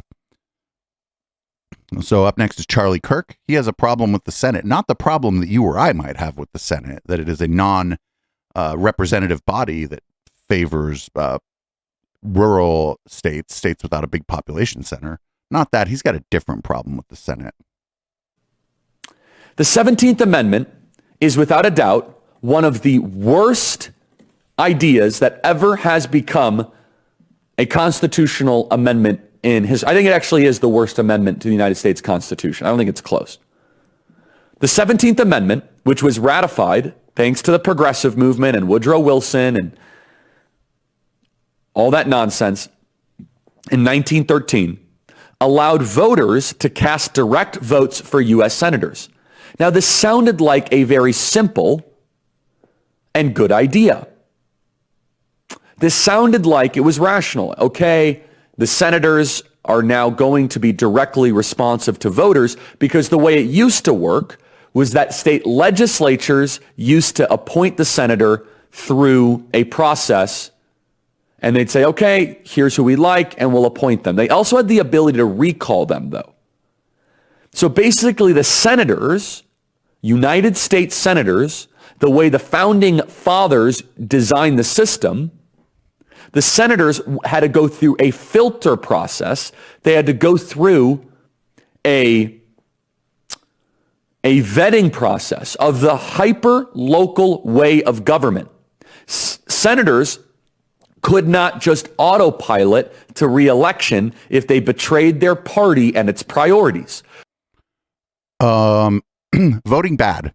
Like I said, my problem with the Senate is that Wyoming and California have the same number of senators, and that seems fucking crazy town to me. Like completely crazy town. Like more people live in like Los Angeles County than in like, I don't know, 6 or 7 states combined. It seems a little crazy town to me. Charlie's problem is that we're voting for them. Fucking Charlie, man. I got another Charlie Kirk clip here, because why just do one? In which Charlie Kirk, he ain't no hippie. I am repulsed by how the Republican Party is in harmony with the Biden regime on this. The Democrat Party is now the party of war. The idea of the Democrats being against the Iraq war and foreign imperialism, the American Democrat Party is fully on board with what is going on in Ukraine. The $200 billion spent, the money laundering that's probably occurring, the weapons that are just flooding that entire region. The American Democrat Party used to have anti-war elements, and they have been eliminated. So now the voice of anti-war, not even anti-war, because that sounds really hippie. How about this? I wouldn't want to sound like a hippie. America lives in a portion of the Republican Party. It lives on programs like this, on War Room, on Tucker Carlson, and you, the voters, are overwhelmingly disgusted by what you are seeing. You see your own beloved country invaded. And then you see your leaders send money abroad to go secure other people's borders while yours 5,000 people a day pour into our country. But that's not like a nuclear superpower, like dropping bombs on us. He just doesn't like immigration. He just doesn't like immigration. When he, and when he talks about immigration, he's probably fine with it if it's coming from Europe, right? Or even Russia, probably fine with it if it comes from Russia. I mean, I think people from all over the world should have the ability to immigrate to other countries. So I'm not mad at white people coming here, but he's mad at the non-whites coming here. And I think that's, racist. And we're not being invaded. We're just not. Up next, we got Great Husbands over at the Daily Wire. I couldn't fucking believe this. I thought this was fake. I thought this is going to be fake. But nope. Here's Husbands of the Year. Brian Kilmeade is giving these people a run for their money, if you remember the clip from earlier about the shoveling the snow and shit. But I think these Daily Wire people are going to probably outdo Brian Kilmeade here. All right, Matt? It's kind of a trick question because I hate them both equally. But I guess I would say I would rather do the dishes, but I'd prefer if she just did both of the things. Michael, to you. Dishes, it's no question. I'm not sure in our entire marriage if I've ever done a full load of laundry, so I think I have that one. I like it. All right, Drew? Well, this is a trick question because I have not done anything around the house for 40 years. Whoa! Completely useless. But it's clear that if I had to choose, it would have to be dishes because she was just out of town for a month and I actually called her up and said, how do you do laundry? So these people, are you adults? Wait a minute. Aren't these the people who are like, take responsibility for your life and fucking pull yourself up by your bootstraps? Motherfucker can't even throw some socks in the laundry to put on under them boots. I think dishes is the only thing I know how to do. All right, to the answers. Ben, you answered dishes. Mrs. Shapiro said, I'm not sure Ben knows how to do laundry, so I'll go with the dishes, which he does quite often, and she threw in a little thanks, hun. Matt, you answered, I hate them both, but dishes. Your wife said dishes, and she also threw in, he doesn't know how to do the laundry. Again, being thrown under the bus. True. Michael, you answered dishes. Your wife said neither, but if there was a gun to his head, he would choose dishes. And Drew, finally, you answered, I don't do anything but the dishes if I had to. And your wife put, again in all caps here, very forceful answer, since he doesn't know how to do laundry, as we learned when I was out of town for several weeks, I'm guessing it's the dishes. Well, I wish one of their wives would have said, I'm filing for divorce. Like, yo, I knew how to do laundry when I was like 10 or 8 or some shit. Probably wasn't that good at it. Like, I probably ruined my clothes, but I knew how to do that shit when I was a kid. A lot of the time, about half the time when I was growing up, my mom was working. Half the time she wasn't. My mom didn't like work because people were mean to her because she was a woman who worked in technology in the 80s. So she was not treated very respectfully at work. And my dad made significantly, I'd say, a good amount of money. And so she wasn't always working. But after about 12 years old, it didn't matter whether or not she was working. She wasn't doing my fucking laundry. I knew how to do laundry. It was pretty easy, actually. Especially with modern equipment, doing your laundry is pretty easy. In fact, you don't even have to set a timer on a modern dishwasher or a modern dryer. It has like a humidity sensor in it and just stops when your clothes are dry. These people are idiots. They could also just be posturing though for their incredibly sexist audience. This could all be bullshit. And I hope it's bullshit. Although, I don't know. Anyway, here's Tiny Dancer Ben, mad at Germany. Berlin's authorities took action after a female swimmer said she was prevented from attending one of the city's pools without covering her chest in December 2022. The woman then lodged a complaint with the city ombudsman at the Senate Department for Justice, Diversity, and Anti-Discrimination. The authorities agreed that the woman had been a victim of discrimination and said all visitors to Berlin's pools, including women and those who identify as non-binary, are now permitted to show their tits. It follows a similar incident at a Berlin water park in the summer of 2021. French woman Gabrielle Lebreton sought financial compensation from the city after security guards ordered her to leave the premise when she refused to cover up her breasts. She was with her 5-year-old son when the incident happened. That kid's going to grow up healthy and happy, I think. Speaking to German healthier and happier than you, he's not going to be afraid of titties. Newspaper Die Welt at the time about why she believed it was gender discrimination said, "For me, and I teach this to my son, there is no difference. For both men and women, the breast is a secondary sexual characteristic, but men have the freedom to remove their clothes when it is hot and women do not." No, actually. Men's chests are not considered generally a secondary sexual characteristic. Oh, Ben. Excited to see Germany really embracing full-on androgyny. Of course, that is not going to, it's not about androgyny. And teenage boys everywhere in Germany are very excited today. The patriarchy is, again, incredibly clever. Great job, everyone. Yeah, I've always thought that women should be able to take off their shirts anywhere that men can. I've always thought that. I thought it was kind of stupid. But whatever. Ben is just, just doesn't like women. Doesn't like boobs, I guess. Here's Ben Shapiro talking about left-handedness and being trans. This ought to be something.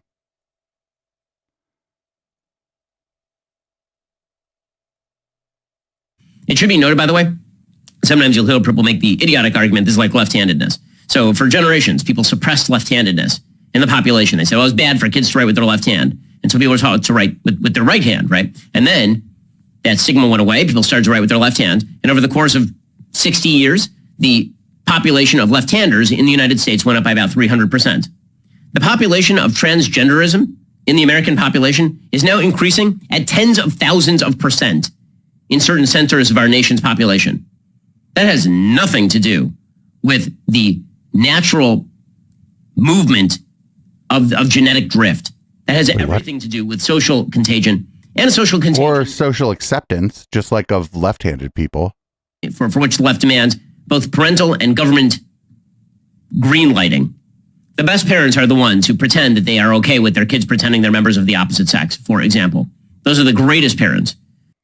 I mean, none of this is pretend. Like, just the way they frame this is fucking bigoted. Just fucking leave them kids alone, Ben. I know, like, yeah, just leave them kids alone, Ben.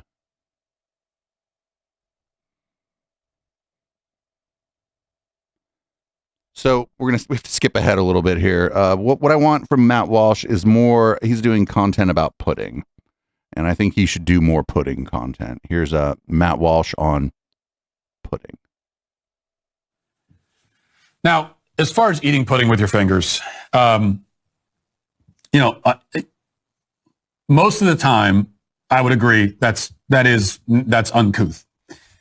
But also, what else are you supposed to do if you don't have a spoon? And that's some of the detail. If you're going to have this whole report about how he eats pudding, then I think we need more details about why was he eating the pudding with a finger. What was there a spoon or some other utensil available on the flight? And if there wasn't, then what else are you supposed to do? I ask you this. Yes. Aircraft, both private and commercial, famous for giving you pudding with no spoon. You're in a situation where you have pudding, maybe someone hands you chocolate pudding. You ask for a spoon and they tell you we don't have a spoon. And you say, well, you at least have a fork. I could maybe make that work. They say we don't have a fork. What are you going to do in that situation? Are you going to not eat the pudding? You might just hang on to the pudding for later. Are you going to say to yourself, well, I have this delicious pudding here, I'm just not going to eat it? I mean, give me a break. I'd be like, what kind of fucking bullshit airplane is this where you're giving me pudding and no spoon? That's what I would do. I'd be like, what the fuck is going on here? And in a situation like that, you do what you have to do. You know what this tells me? This tells me that Ron DeSantis is a man who's not afraid to get his hands dirty, not afraid to do what needs to be done in the moment to get the job done. And that's what I like about him, is that he gets the job done, you work with what you have, and you make it happen. And that's what he did with this pudding. And so I see it as really a microcosm of what makes him an effective governor in the first place, I would argue. Matt Walsh should just talk about pudding from now on. I would be a big Matt Walsh fan if all he did was say dumb shit about pudding on the airplane. I don't know. Don't eat the pudding. Be like, oh, can you give this to me later? So here's a clip from Michael Knowles that we very well could have run on our Thursday night Cults and the Satanic Panic stream, but I hadn't seen it and didn't include it on our Cults and the Satanic Panic stream. I think I got it from the Discord. Somebody put it in the Discord. He's going to call trans people demonic, and he's going to use a 19th century drawing of Baphomet as evidence. You know, as you do. This is demonic stuff. Really demonic stuff. And I made this point. I got in trouble with our publicists over at Media Matters because I said that the attacks on man's sexual nature and sexual difference and complementarity are demonic. And they are. They go back throughout all of history, throughout some of the earliest depictions of demons. Even one of the most prominent depictions of demons, it comes from an artist, Eliphas Levi, who is an occultist, who did a depiction of Baphomet. If you just think, what's a demon look like? You're probably thinking of this picture. And this picture is of a weird goat head with horns, and then one arm looks like a man's arm, and then one arm looks like a woman's arm, and it's got breasts, a female upper body, then a male lower body. And it's a trans depiction. It's a depiction of a man and a woman kind of blended together in this grotesque way. And what's written on the arms, 2 words, solve coagula, which means to break apart and to put back together. And this is a slogan that crops up frequently in the occult. Break everything down, put it back together in this really grotesque, weird, unnatural sort of way. It is no coincidence that these depictions should have shown the picture. In this highly, highly dangerous ideology. I don't know. I was off. I was in another window for a second, but I don't think you showed the picture, and that you should have showed the picture. So we're up against it on time here. We're not going to get to everything on the docket, as we never do. But we're going to do 2 more here. One, here's your weekly check-in on old Beef and Benzos, Jordan Peterson. He's, kind of as he's been for a while. He's not doing so hot. Not doing so hot. And I got to say, he's usually a pretty snappy dresser, and I do not like what he's wearing here at all. A panicked response to a hypothetical emergency can be far worse than the hypothetical emergency itself. And given what we all just did when the hypothetical COVID pandemic hypothetically emerged, we should give a real serious second thought to panicking and running off a cliff in the same manner.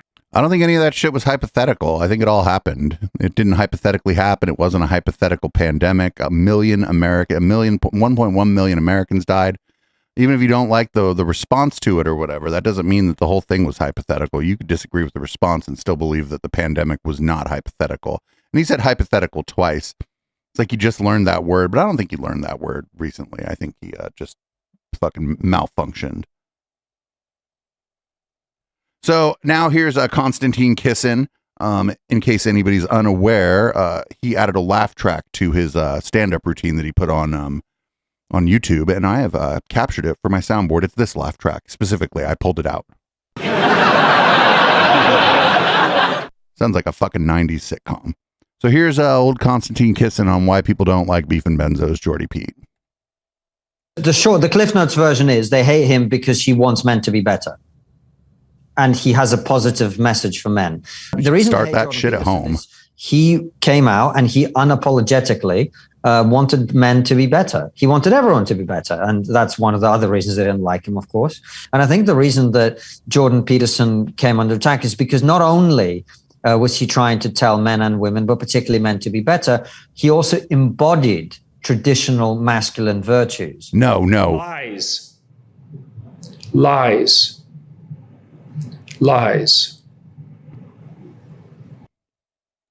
Bad stats added that there at the end. I don't think like, and I'm not even a big fan, as you may know, of this idea of like this kind of hyper fucking masculine version of men that some of these people think they aspire to. But if we were to take what we believe the properties of that are and then try to apply them to Jordan Peterson, it wouldn't map on very well, except that he's rich and like it engages in abusive behavior online when people like disagree with him. But other than that, these kind of hyper masculine, this bullshit about hyper masculinity or whatever, it doesn't map.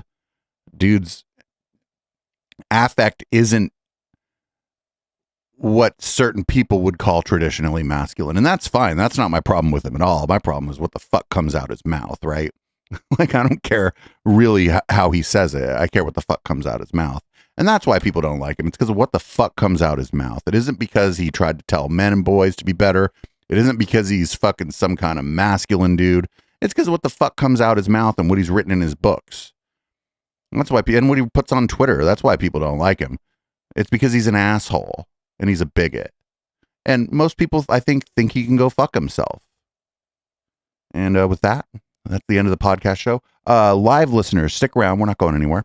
Just going to change the color of the lights, change the content of my beverage, and we'll go into some red light stories. This week I have a story about a dude whose prayers took out the power grid in 2007. Bob Larson is still alive and hates leprechauns. We got Lewitsky's a flat earther now. We check in on little Nikki Fuentes here. We got Biden's been replaced by a body double again. And then Michael Flynn went on Alex Jones' show. We'll play a couple clips of that. Flying a little close to the TOS sun if we play too much of that. We got Q versus Q.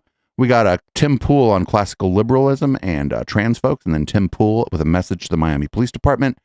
And we got some good advice from a lawyer, and then we got Madison Starmoon is making medium to long form videos again, and this one is called This Is What We're Up Against. And it isn't about me. If you're listening to podcasts, you want the rest of this, patreon.com/echoplex. You get the entire audio and video capture of it. You can also just email me, echo@echoplexmedia.com. I'm not going to literally make you pay $5 to get that. I'll just send it to you. It was Boomers by Periscope, and I'll see everybody on the flip side for Red Light.